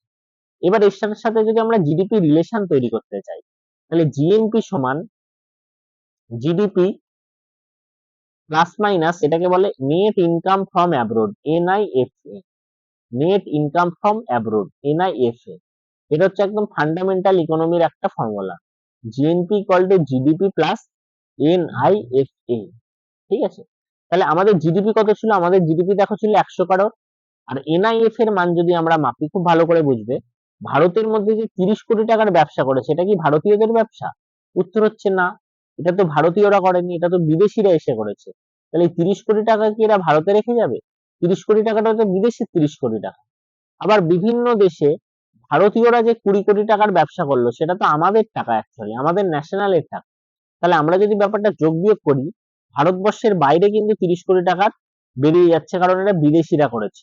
আবার যারা দেশি, বিভিন্ন বিদেশি ফ্যাক্টরি দিয়েছে, তারা কিন্তু আবার 20 কোটি টাকা ভারতবর্ষের মধ্যে নিয়ে আসছে।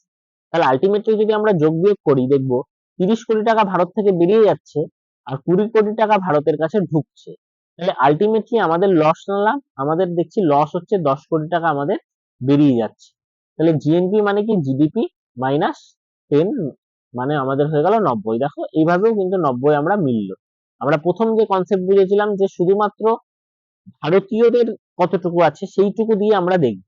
তাহলে এই টোটাল 100 কোটির মধ্যে ভারতীয়দের ছিল 70, আর এই জিএনপির এখানে ছিল হচ্ছে আরো 20, মানে যেটা ভারতীয়রা অন্যান্য দেশে প্রোডাকশন করেছে।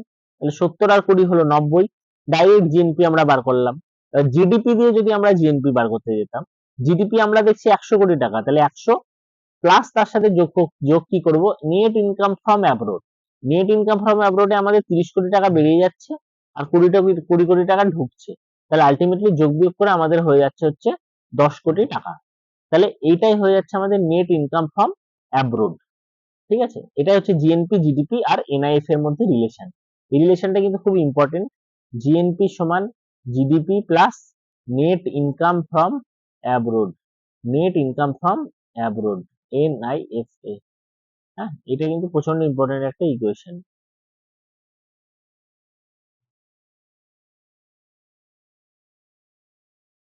এইটা দেখো বুঝতে পারলে কিনা।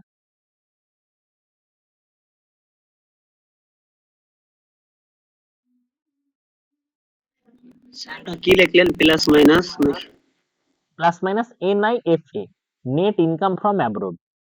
Net income, net income from abroad. এই যে আমরা যে উদাহরণটা নিলাম, দেখো ভালো করে বোঝো। আমাদের এই যে উদাহরণটা নিয়েছিলাম, তাই না, যে জিডিপির আমাদের টোটাল ধরে 100 কোটি, তার মধ্যে ভারতীয়দের হচ্ছে 70 কোটি। এটা ভারতীয়রা করেছে, ইন্ডিয়ানরা পাপা। আর বিদেশিরা করেছে 30 কোটি। বিদেশিরা বলতে এই যে স্যামসাং কারখানা দিয়েছে, অ্যাপেল কারখানা দিয়েছে, এরা ধরো 30 কোটি করেছে। তাহলে এইখানে ভারতীয়দের কি পুরো 100 কোটি আছে? না, ভারতীয়দের আছে 70 কোটি। প্লাস ভারতীয়রা ভারতের বাইরেও তো কোথাও কোথাও ফ্যাক্টরি দিয়েছে, ধরো সেখান থেকে বানাচ্ছে 20 কোটি টাকার জিনিস। তাহলে আমাদের জিএনপি হয়ে যাবে পুরো ভারতীয়রা, জিএনপি মানে ন্যাশনাল গ্রস ন্যাশনাল প্রোডাক্ট, ভারতীয়রা কতটা উৎপন্ন করেছে সেটা দেখবে। তাহলে ভারতীয়রা এখানে করেছে 70 আর বিদেশের করেছে 20, তাহলে জিএনপি হয়ে গেল আমাদের 90। আবার জিডিপি থেকে যদি জিএনপি তে যেতে চাই, জিএনপি মানে GDP plus net income from abroad, net income from abroad plus minus. ভারতের ক্ষেত্রে এটা মাইনাস, কারণ দেখো 30 কোটি টাকার কিন্তু বিদেশিরা ভারতে করছে, তার মানে 30 কোটি টাকা আমাদের দেশের বাইরে বেরিয়ে যাবে, এটা তো বিদেশিদের। আর ভারতীয়রা 20 কোটি টাকার বিদেশে করছে, তার মানে এটা আমাদের দেশে ঢুকবে। তাহলে আলটিমেটলি দেশ থেকে বেরিয়ে যাচ্ছে 30 কোটি, দেশে ঢুকছে 20 কোটি। আলটিমেটলি -10 আমাদের এনআইএফ এর মানটা, এনআইএফ এর মানটা -10। তাহলে জিডিপি ছিল আমাদের 100 আর এনআইএফ হচ্ছে -10, তাহলে আমাদের হয়ে গেল 90। দেখো জিএনপির সেই 90 আমরা ফিরে এলাম। দুই ভাবে এটাকে প্রমাণ করা যায়। তো এইটা হচ্ছে সেটা বোঝার জায়গাটা। এটা কিন্তু খুব ইম্পর্টেন্ট এই জায়গাটা বোঝা, ঠিক আছে? এই জায়গাটা কিন্তু বুঝতে পারলে কিনা আমাকে একটু ডিটেলসে প্রত্যেকেই জানো, এই জিডিপি আর জিএনপির মধ্যে রিলেশন।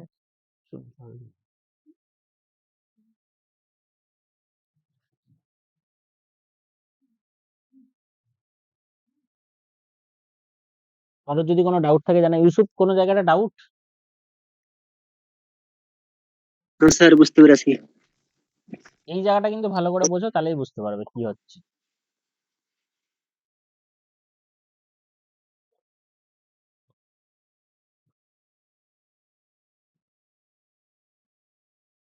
তাহলে আমরা জিডিপি আর জিএনপির মধ্যে কিন্তু রিলেশনটা পড়ে নিলাম। জিএনপি ইকুয়াল টু কি হলো? GDP plus minus NIFA. অনেক বইয়ে GDP equal to GNP plus minus NIFA আছে, ব্যাপারটা একই, ঠিক আছে? হ্যাঁ, এদিকে থাকুক ওদিকে থাকুক সমস্যা নেই, কিন্তু যোগ বিয়োগটা কি করে করবো সেটা বুঝতে হবে। ইন্ডিয়ার ক্ষেত্রে যদি কোশ্চেন আসে জিডিপি বড় না জিএনপি বড়, কি বুঝলে বলো তো? ইন্ডিয়ার কোনটা বড় হবে, জিডিপি বড় না জিএনপি বড়? জিডিপি। ইন্ডিয়ার জিডিপি বড়। জিডিপি বড়। জিএনপি ছোট কেন? কারণ এখান থেকে বিদেশে চলে যাচ্ছে বেশি, মানে বিদেশিরা নিয়ে চলে যাচ্ছে, ওই জন্য স্যার বেশি। ঠিক, মানে এনআইএফ এর মানটা ইন্ডিয়ার ক্ষেত্রে অলওয়েজ কি নেগেটিভ। ইন্ডিয়ার মানুষের বেশি না বাইরে। হ্যাঁ, ওই কারণে কিন্তু আমাদের অল টাইম জিডিপি বড় হবে, জিএনপি ছোট হবে। এটা কিন্তু বিসিএস এ এসছে এমসিকিউ, ঠিক আছে, যে ইন্ডিয়ার জিডিপি এবং জিএনপি এর মধ্যে কোনটা বড়।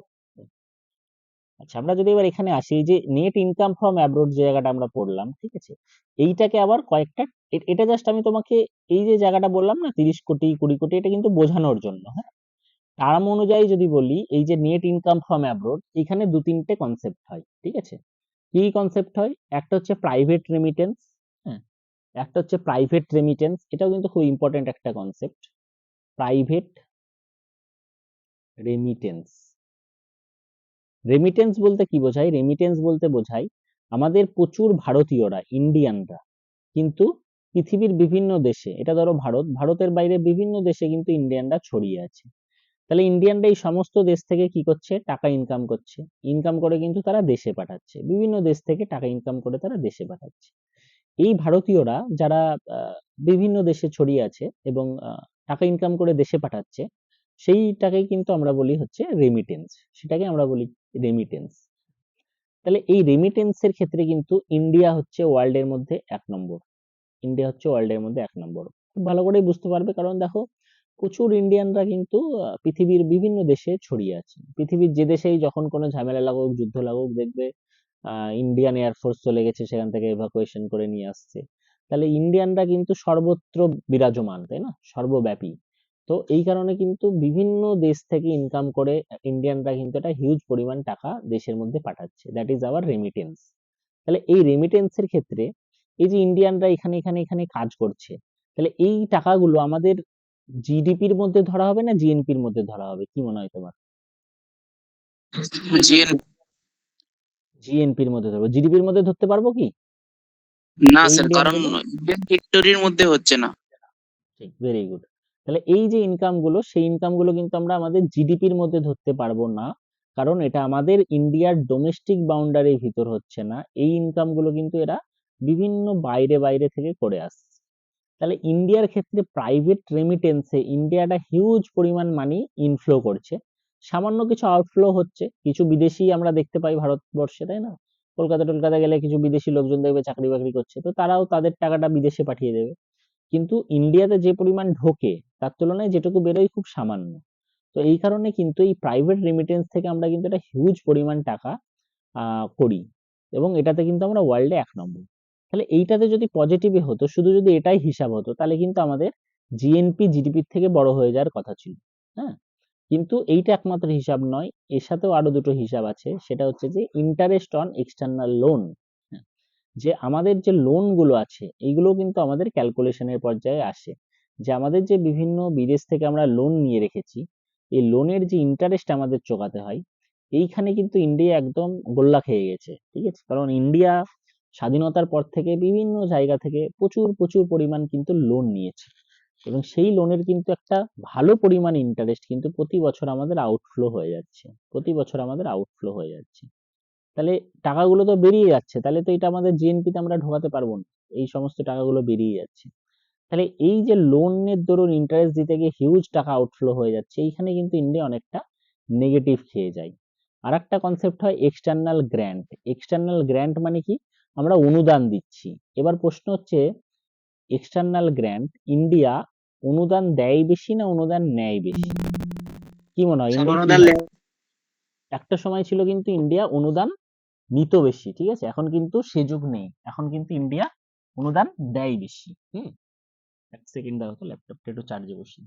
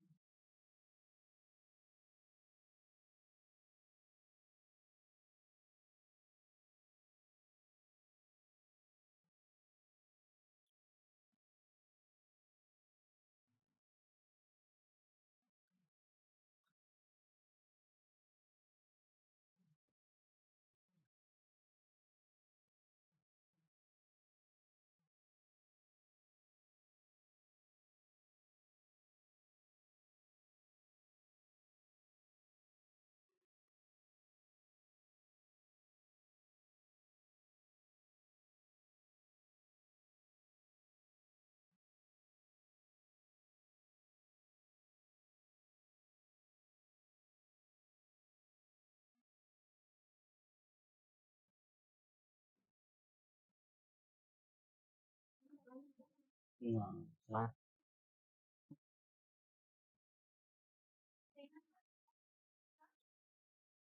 ঠিক আছে, হচ্ছে। আচ্ছা, শোনা যাচ্ছে তো ভয়েস? হ্যাঁ স্যার। চার্জে ইস্যু হয়ে গেছিল, ঠিক আছে।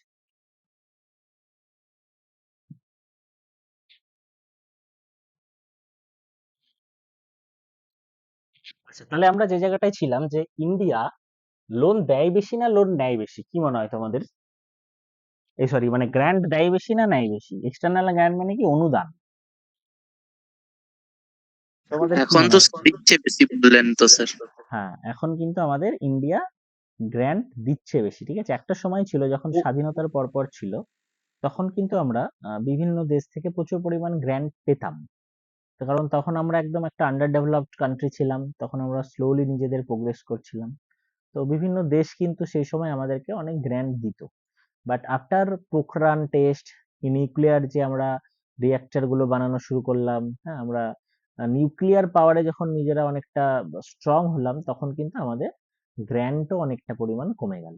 এখন কিন্তু ওভারঅল ইন্ডিয়াতে গ্র্যান্ট কিন্তু সেই বিশাল হারে আসে না, বরং ইউনাইটেড নেশনসে ইন্ডিয়ার টার্গেট হচ্ছে ইউনাইটেড নেশনসের যে পার্মানেন্ট সিট আছে, সেই পার্মানেন্ট সিটটাকে কিন্তু দখল করা, তাই না? ইউনাইটেড নেশনসে ইন্ডিয়া অ্যান্ড জাপান এই দুটো কিন্তু পার্মানেন্ট সিট নেওয়ার জন্য খুব চেষ্টা করছে। এবার এই পার্মানেন্ট সিট যদি আমরা নিতে চাই, তাহলে কিন্তু আমাদের ছোটখাটো যে বিভিন্ন দেশগুলো আছে, কারণ ইউনাইটেড নেশনসে সবারই তো ভোটিং পাওয়ার এক ধরো, হ্যাঁ, একটা ছোট্ট দেশ ধরো ঘানা বা কঙ্গো, তাদেরও কিন্তু ইকুয়াল ভোটিং পাওয়ার আছে। তারা যদি ইন্ডিয়াকে ভোট দেয়, ইন্ডিয়া কিন্তু পার্মানেন্ট সিট পাওয়ার একটা ভালো দাবিদার জায়গায় আসবে। এই কারণে ইন্ডিয়া কিন্তু প্রচুর কান্ট্রিকে হেল্প করে নিজের ওই স্ট্রং জায়গাটাকে অ্যাচিভ করতে চাইছে। তো আমাদের কিন্তু এখন এক্সটার্নাল গ্র্যান্টে এই কারণে অনেক টাকা বেরিয়েছে। তো ওভারঅল যখন আমাদের যদি হিসাবটা দেখো, যে নেট ইনকাম ফ্রম অ্যাব্রোডের যে হিসাবটা আমরা করেছিলাম, এখানে যেটা আমরা লিখেছিলাম যে জিডিপি মানে কি, জিএনপি মানে কি, GDP plus net income from abroad, net income from abroad, GNP equal to GDP plus net income from abroad. এই এনআইএফ এর মধ্যে আমরা যে টার্ম গুলো দেখলাম, সেগুলো হচ্ছে, এক হচ্ছে রেমিটেন্স, এক হচ্ছে এক্সটার্নাল লোন, এক হচ্ছে গ্র্যান্টস। তো রেমিটেন্স এর ক্ষেত্রে কিন্তু আমরা প্রচুর পজিটিভে ছিলাম, হ্যাঁ, আমাদের কিন্তু জিএনপি সেই হিসাবে বেশি হওয়া উচিত ছিল, কারণ জিডিপি যা ছিল ছিল তার সাথে আরো বিদেশ থেকে পয়সা ঢুকছিল।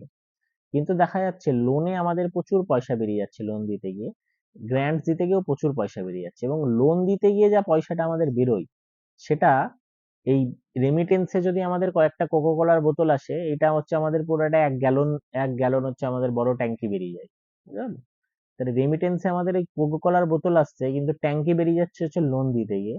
আলটিমেটলি কিন্তু আমরা এনআইএফ এ সেই নেগেটিভই হয়ে যাচ্ছি, আলটিমেটলি কিন্তু আমরা এনআইএফ এ কি হয়ে যাচ্ছি, নেগেটিভই হয়ে যাচ্ছি। তাহলে আলটিমেটলি আমাদের যেটা দাঁড়াচ্ছে যে GDP, GNP equal to GDP plus NIFA, এই এনআইএফ এর মানটা কিন্তু আমাদের ইন্ডিয়ার ক্ষেত্রে নেগেটিভেই দাঁড়িয়ে যাচ্ছে, হ্যাঁ। তো এই কারণে কিন্তু আমাদের জিএনপি অল টাইম জিডিপি থেকে ছোট হয়, এবং এনআইএফ এর মধ্যে এই বিভিন্ন ধরনের টার্ম গুলো থাকে, ঠিক আছে? ইনকাম ফ্রম অ্যাব্রোড এর মধ্যে এই বিভিন্ন ধরনের টার্ম গুলোকে আমরা ক্যালকুলেট করি। তাহলে জিএনপি কি হলো? হ্যাঁ, আচ্ছা, জিএনপির মধ্যে এবার প্রত্যেকটা জিনিসকে আমরা যদি বুঝি, প্রাইভেট রেমিটেন্স, প্রাইভেট রেমিটেন্স মানে আমরা কি বুঝলাম? The net outcome of the money which inflows and outflows on account of private transfer by the Indian national working outside of India and the foreign national working in India, যে জায়গাটা আমরা আলোচনা করলাম, ঠিক আছে? যে যারা বিদেশে কাজ করছে, তারা ভারতবর্ষে টাকা পাঠাচ্ছে, যে সমস্ত ভারতীয়রা বিদেশে কাজ করছে, আবার যে সমস্ত বিদেশি ভারতে কাজ করছে, তারা আবার বিদেশে টাকা পাঠাচ্ছে ফরেন ন্যাশনাল, এটা যোগ বিয়োগ করে আমাদের যে জায়গাটা দাঁড়াবে, সেটাই আমাদের প্রাইভেট রেমিটেন্স। সেখানে আমরা দেখলাম আমরা অনেকটাই পজিটিভে আছি। এখানে দুটো উদাহরণ দেওয়া হয়েছে, ধরো আতিফ আসলাম ইন্ডিয়াতে গিয়ে পয়সা আর্ন করে পাকিস্তানে পাঠাচ্ছে, এটা কি আমাদের জিডিপি তে ক্যালকুলেট হবে? একটু বুদ্ধি করে বলো দেখি এই কোশ্চেনটা। আতিফ আসলাম, হ্যাঁ, ও ধরো পাকিস্তানের গায়ক, ঠিক আছে? আতিফ আসলাম পাকিস্তানের গায়ক, সে ভারতবর্ষে এসে গান করে পাকিস্তানে টাকা পাঠাচ্ছে। নাও এটা ভারতের জিডিপি তে ক্যালকুলেট হবে কি হবে?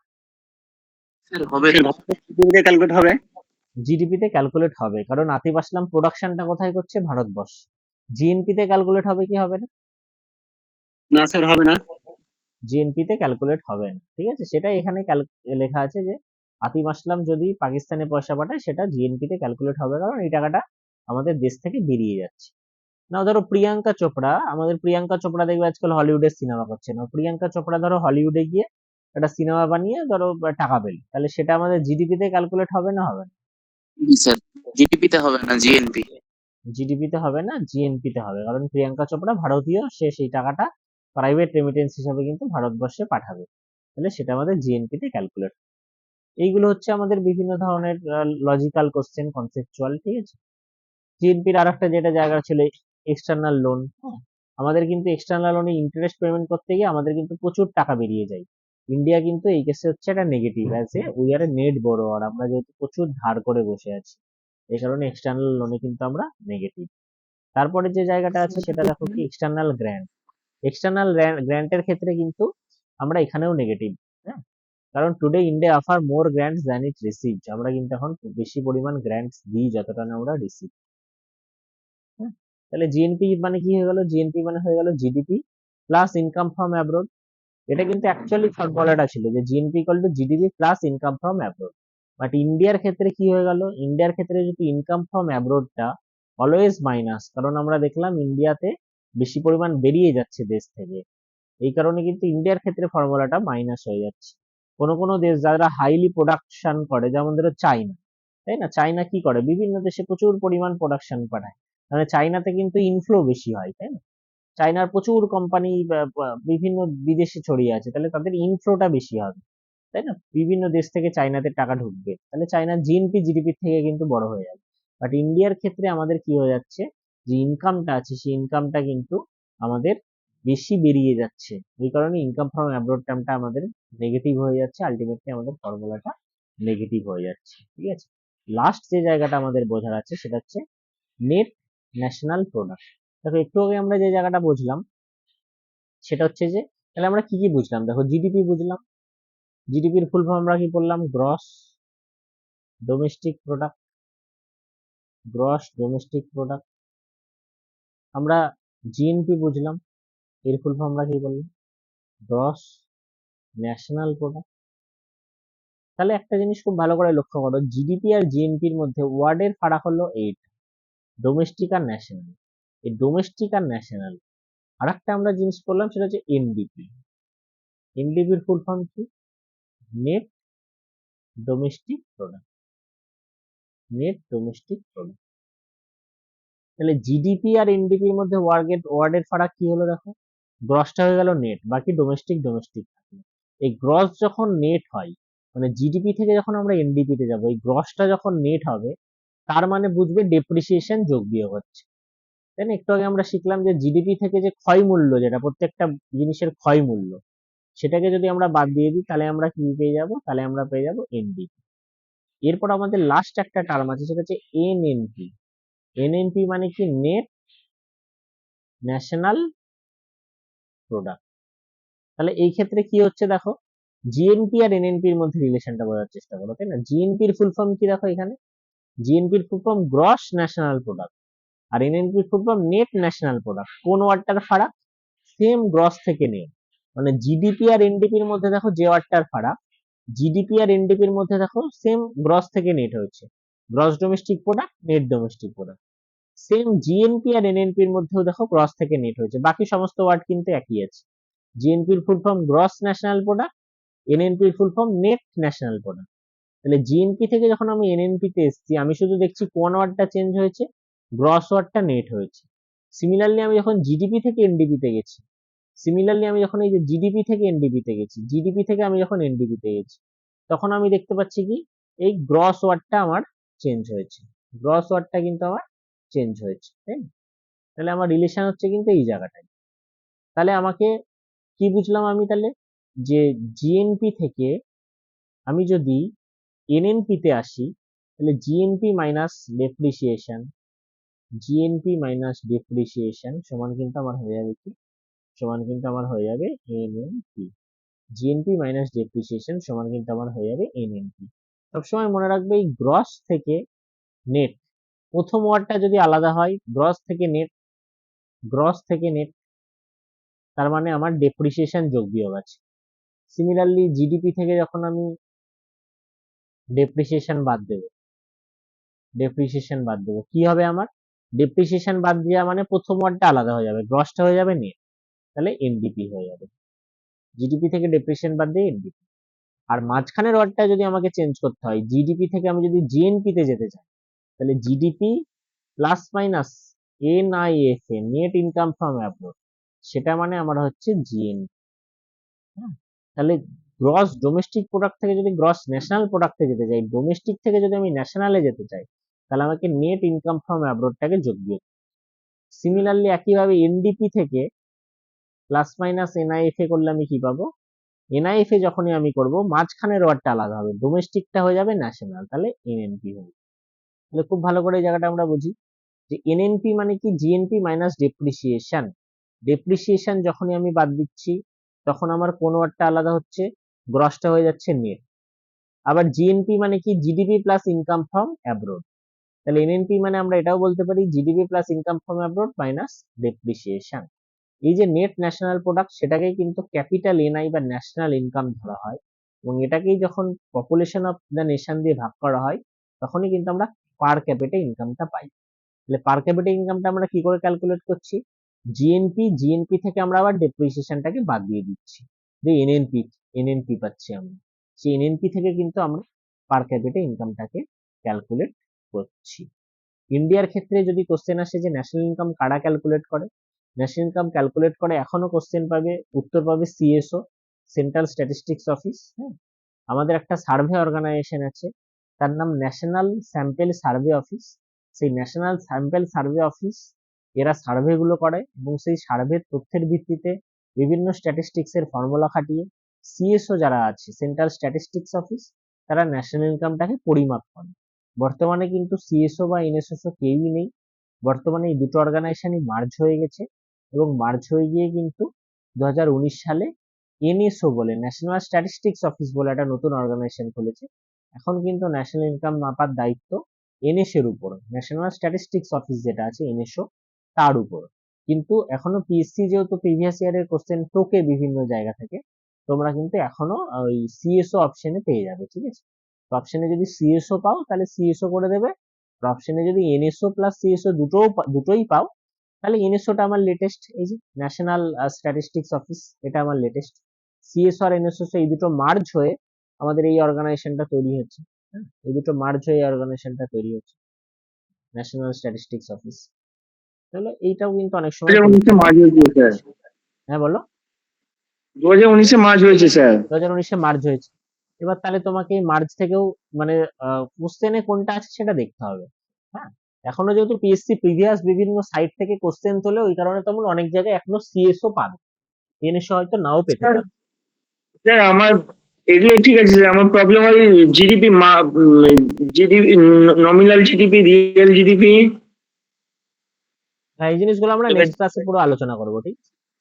নমিনাল জিডিপি কাকে বলে, রিয়াল জিডিপি কাকে বলে, এই সমস্ত জিনিসগুলো আমরা নেক্সট ক্লাসে আলোচনা করবো, ঠিক আছে। আমরা আজকে আমি একটু বেসিক জায়গা তোমাকে ছুঁয়ে রাখি, তাহলে ব্যাপারটা একটু বুঝতে পারবে। হ্যাঁ, খুব সহজ বোঝাটা, খুব ভালো করে বোঝো। আমরা নমিনাল জিডিপি আর বেস রিয়াল জিডিপিটা একটু আলোচনা করে নিই আজকে কিছুটা, পরের ক্লাসে আমরা আরেকবার রিপিট করবো এটা। একটু আগে আমরা যে জায়গাটা আলোচনা করলাম যে ভারতবর্ষের ভিতর টোটাল যা কিছু উৎপন্ন হবে সমস্ত কিছুকেই কিন্তু আমাকে কি করতে হবে, জিডিপির মধ্যে নিতে হবে। আমরা উদাহরণের জন্য নিয়েছিলাম যে ভারতবর্ষে 10টা ট্রাক্টর উৎপন্ন হচ্ছে আর 50 কুইন্টাল চাল উৎপন্ন হচ্ছে, আর কিছু উৎপন্ন হচ্ছে না। এক একটা ট্রাক্টরের দাম 10 লাখ টাকা করে, ঠিক আছে, আর এক এক কুইন্টাল চালের দাম 1 লাখ টাকা করে। তাহলে 10টা ট্রাক্টর 10 লাখ, এখানে হয়েছিল 1 কারোর, আর 50 কুইন্টাল চাল 1 লাখ, এখানে হয়েছিল 50 লাখ। ওভারঅল আমাদের জিডিপি হয়েছিল 1 কারোর 50 লাখ। এইবার খুব ভালো করে বুঝবে এই জায়গাটা। ধরো পরের বছর একটা এমন একটা সিনারিও এলো, এটা ধরো 2024-এর সিনারিও, 2025-এর সিনারিওটা একটু পাল্টে গেল। 2025-এ কি হলো, এক একটা ট্রাক্টরের দাম ধরো 20 লাখ টাকা করে হয়ে গেল, আর এক এক কুইন্টাল চালের দাম ধরো 2 লাখ টাকা করে হয়ে গেল। পরের বছর আমাদের ধরো আর 10টা ট্রাক্টর উৎপন্ন হলো না, 7টা ট্রাক্টর উৎপন্ন হলো, 50 কুইন্টাল চালও উৎপন্ন হলো না। আগের বছর 50 কুইন্টাল চাল ছিল, এবার ধরো 30 কুইন্টাল চাল উৎপন্ন হলো। তাহলে পরের বছর জিডিপি কত হবে বলো তো, বুদ্ধি করে। থাকবে স্যার, হ্যাঁ, একই থাকবে স্যার, সেম থাকবে কত হচ্ছে 2024-এর মতোই। 2025-এ, তাহলে কত হচ্ছে, 7টা ট্রাক্টর উৎপন্ন হয়েছে। স্যার 2 লাখ টাকা, স্যার 2 কোটি টাকা হবে। 2 কারোর, 7টা ট্রাক্টর, এক একটা ট্রাক্টরের দাম 20 লাখ টাকা করে, তাহলে এখানে 1,40,00,000। 30 কুইন্টাল চাল, এক একটা চালের দাম 2 লাখ টাকা করে, তাহলে এখানে 60 লাখ, তাহলে 2 কারোর। আগের বছর আমাদের জিডিপি কত ছিল 2024-এ, আমরা ক্যালকুলেট করেছিলাম কত ছিল, স্যার 2 কোটি। না 2024-এ কত ছিল, এই যে ও স্যার 1.5 কোটি। 1 কারোর 50 লাখ। তাহলে 2024-এ ছিল হচ্ছে 1 কারোর 50 লাখ। সেটাই 2025-এ কত হয়ে গেল? 2 কোটি। 2 কোটি। তাহলে আমি যদি বলি আমাদের জিডিপি গ্রোথ হয়েছে না হয়নি? স্যার গ্রোথ হয়েছে। 1.5 কোটি ছিল 2 কোটি হলো, কিন্তু খুব ভালো করে যদি বিবেচনা করো আমাদের ইকোনমি কি ভালো দিকে গেছে? না স্যার, জিনিসপত্রের দাম বেড়ে গেছে, কম প্রোডাকশন হয়েছে। প্রোডাকশন কমে গেছে, তাই না? 10টা ট্রাক্টর ছিল সেখানে 7টা ট্রাক্টর হয়েছে, 50 কুইন্টাল চাল ছিল 30 কুইন্টাল চাল হয়েছে। কিন্তু মোদি এসে কি বলবে, মিত্র हम लोगों ने जीडीपी को कितना परसेंट 1.5 কোটি থেকে 2 কোটি, মানে ভাবতে পারছো প্রায় 33% মতো কিন্তু আমরা জিডিপি ইনক্রিজ করে দিয়েছি, আমরা হিউজ গ্রোথ করছি। তাহলে এটা তো ঠিক নয়। আমরা দেখতে পাচ্ছি প্রোডাকশন কমে গেছে, 10টা ট্রাক্টরের জায়গায় 7টা ট্রাক্টর হয়েছে, 50 কুইন্টাল চালের জায়গায় 30 কুইন্টাল চাল হয়েছে। তাহলে কোথায় জিডিপি গ্রোথ থেকে হলো? কিন্তু ভ্যালু দেখাচ্ছে জিডিপি গ্রোথ হয়ে গেছে। কারণ কি? কারণ হচ্ছে ইনফ্লেশন, জিনিসপত্রের দাম বেড়ে গেছে। তাহলে এই যে কারেন্ট প্রাইসের ভিত্তিতে যে জিডিপিটা ক্যালকুলেট করা হলো, এই যে আগের বছর 1.5 কোটি, এই বছর 2 কোটি, এই জিডিপি গুলোকে বলা হয় নমিনাল জিডিপি, যেটা ওই বছর যা দাম চলছে সেই দাম অনুযায়ী ক্যালকুলেট করা হয়।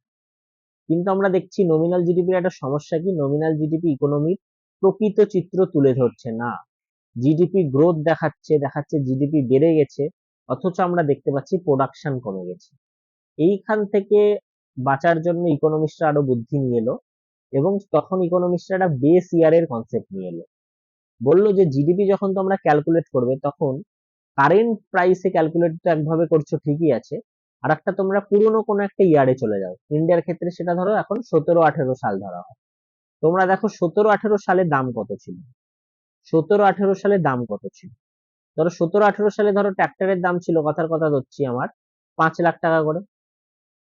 আর 17-18 সালে ধরো চালের কুইন্টাল ছিল 50,000 টাকা করে, 1 লাখ না হয় 50,000 টাকা করে। তাহলে 17-18 সালের তোমরা দাম দেখো, কিন্তু যখন এই বছরের জিডিপি মাপছো, 2024-এর যখন আমি জিডিপি মাপছি, তখন 17-18 সালের দাম দিয়ে ক্যালকুলেট করো, কোয়ান্টিটিটা 2024-এর নাম।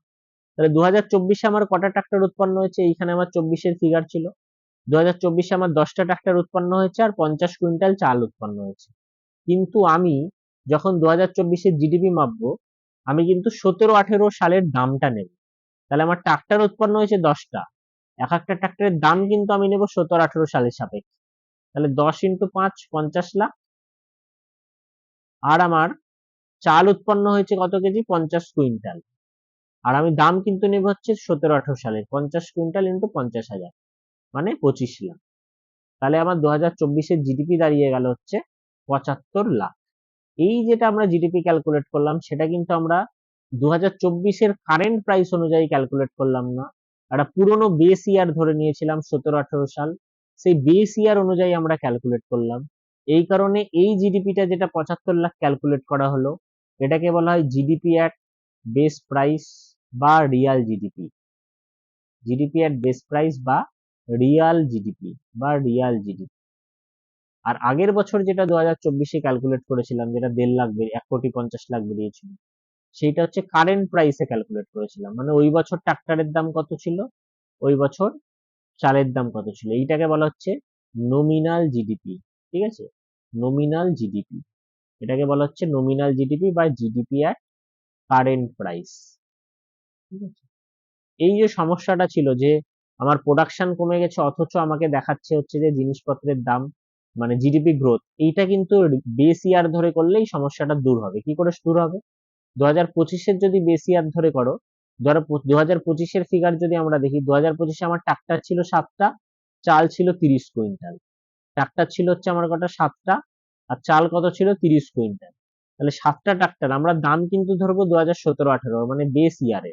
তাহলে বেস ইয়ারে ট্রাক্টরের দাম কত, 5 লাখ টাকা করে। তাহলে 7টা ট্রাক্টর ইন্টু 5 লাখ মানে 35 লাখ, আর 30 কুইন্টাল ইন্টু 50,000 মানে হচ্ছে আমার 15 লাখ। তাহলে 2025-এ আমার জিডিপি কিন্তু হয়ে গেল 35 আর 15 মানে 50 লাখ। এটা কিসে? এটা বেস প্রাইসে, সব আমরা বেস ইয়ারের দাম ধরে করছি। দেখো ট্রাক্টরের দাম 5 লাখ করে ধরেছি, চালের দাম 50,000 করে ধরেছি, মানে বেস ইয়ারের দাম ধরে করছি। তাহলে এইটাই হয়ে গেল 50 লাখ। তাহলে এই 50 লাখ টাকাটা হচ্ছে 2025-এর GDP at base price. Base price 25-এর জিডিপি এর বেস প্রাইস হচ্ছে 50 লাখ, কিন্তু আমরা এর আগেই বার করেছি 2025-এর জিডিপি অ্যাট কারেন্ট প্রাইস কিন্তু ছিল 2 কোটি টাকা, তাই না? আমরা যেটা দেখলাম 2025-এর এই যে কারেন্ট প্রাইসে ছিল কিন্তু 2 কোটি টাকা। তাহলে এটাই হচ্ছে রিয়াল জিডিপি আর নমিনাল জিডিপি, যেটা আমরা বেস ইয়ার ধরে করব, যে আমরা 2017-18 দাম ধরে যে জিডিপি গুলো ক্যালকুলেট করলাম, যেটা 2024-এ দাঁড়ালো 75 লাখ, 2025-এ দাঁড়ালো 50 লাখ, এইগুলোকে বলা হচ্ছে রিয়াল জিডিপি বা জিডিপি অ্যাট বেস প্রাইস। কিন্তু যেটা আমরা ওই বছরেরই ক্যালকুলেট করব, যেমন 25-এ 20 লাখ ছিল ট্রাক্টরের দাম, 2 লাখ ছিল চালের দাম, ওই বছরের প্রাইস ধরে যেটা ক্যালকুলেট করব সেটাকে বলা হবে জিডিপি অ্যাট কারেন্ট প্রাইস বা নমিনাল জিডিপি। নমিনাল জিডিপি বা GDP at current price, GDP at current price. এটা গেল রিয়াল জিডিপি আর নমিনাল জিডিপির কনসেপ্ট। ঠিক আছে, এইটা বুঝতে পারলে কি দেবান্ত, বুঝতে পারলে এবার ব্যাপারটা? হ্যাঁ স্যার। ঠিক আছে, যে পরের ক্লাসে আমি আরেকবার এক্সপ্লেন করবো। দেবান্ত তো স্যার বলছিলে মনে নেই? হ্যাঁ বলো। স্যার বলছি এই পরের ক্লাসে একটু গ্রস ভ্যালু এডেড যে টার্মটা আছে না, মানে ওইটা একটু স্যার বুঝতে পারছিলাম না, ওটা স্যার বই থেকে দেখছিলাম তো বুঝতে পারছিলাম না, ওটা যদি একটু স্যার পরের ক্লাসে বলে দিতেন গ্রস পরের ভ্যালু ক্লাসে এডেড। গ্রস ভ্যালু অ্যাডেডটা আমি এক্সপ্লেন করবো, ঠিক আছে? আজকে আমরা যে জায়গাটা এক্সপ্লেন করলাম সেটা হচ্ছে যে বেসিক যে জিডিপি গুলো আছে আমাদের, মানে জিডিপি বলতে ন্যাশনাল ইনকামে যে রূপভেদ গুলো আছে, জিডিপি, জিএনপি, এনএনপি, এনডিপি, তার মধ্যে রিলেশন। রিলেশন বলতে কিন্তু ধরো আমাকে যদি বলে যে ধরো বললো এরকম করে কিন্তু পরীক্ষাতে কোশ্চেন দিতে পারে, জিডিপি মাইনাস ডেপ্রিসিয়েশন, ডেপ্রিসিয়েশন এটার মানে কি? তো ওখানে যাতে না গোলাই, ডেপ্রিসিয়েশন বিয়োগ আছে মানে গ্রসটা হয়ে যাবে নেট, বাকি আর কিচ্ছু চেঞ্জ হবে না।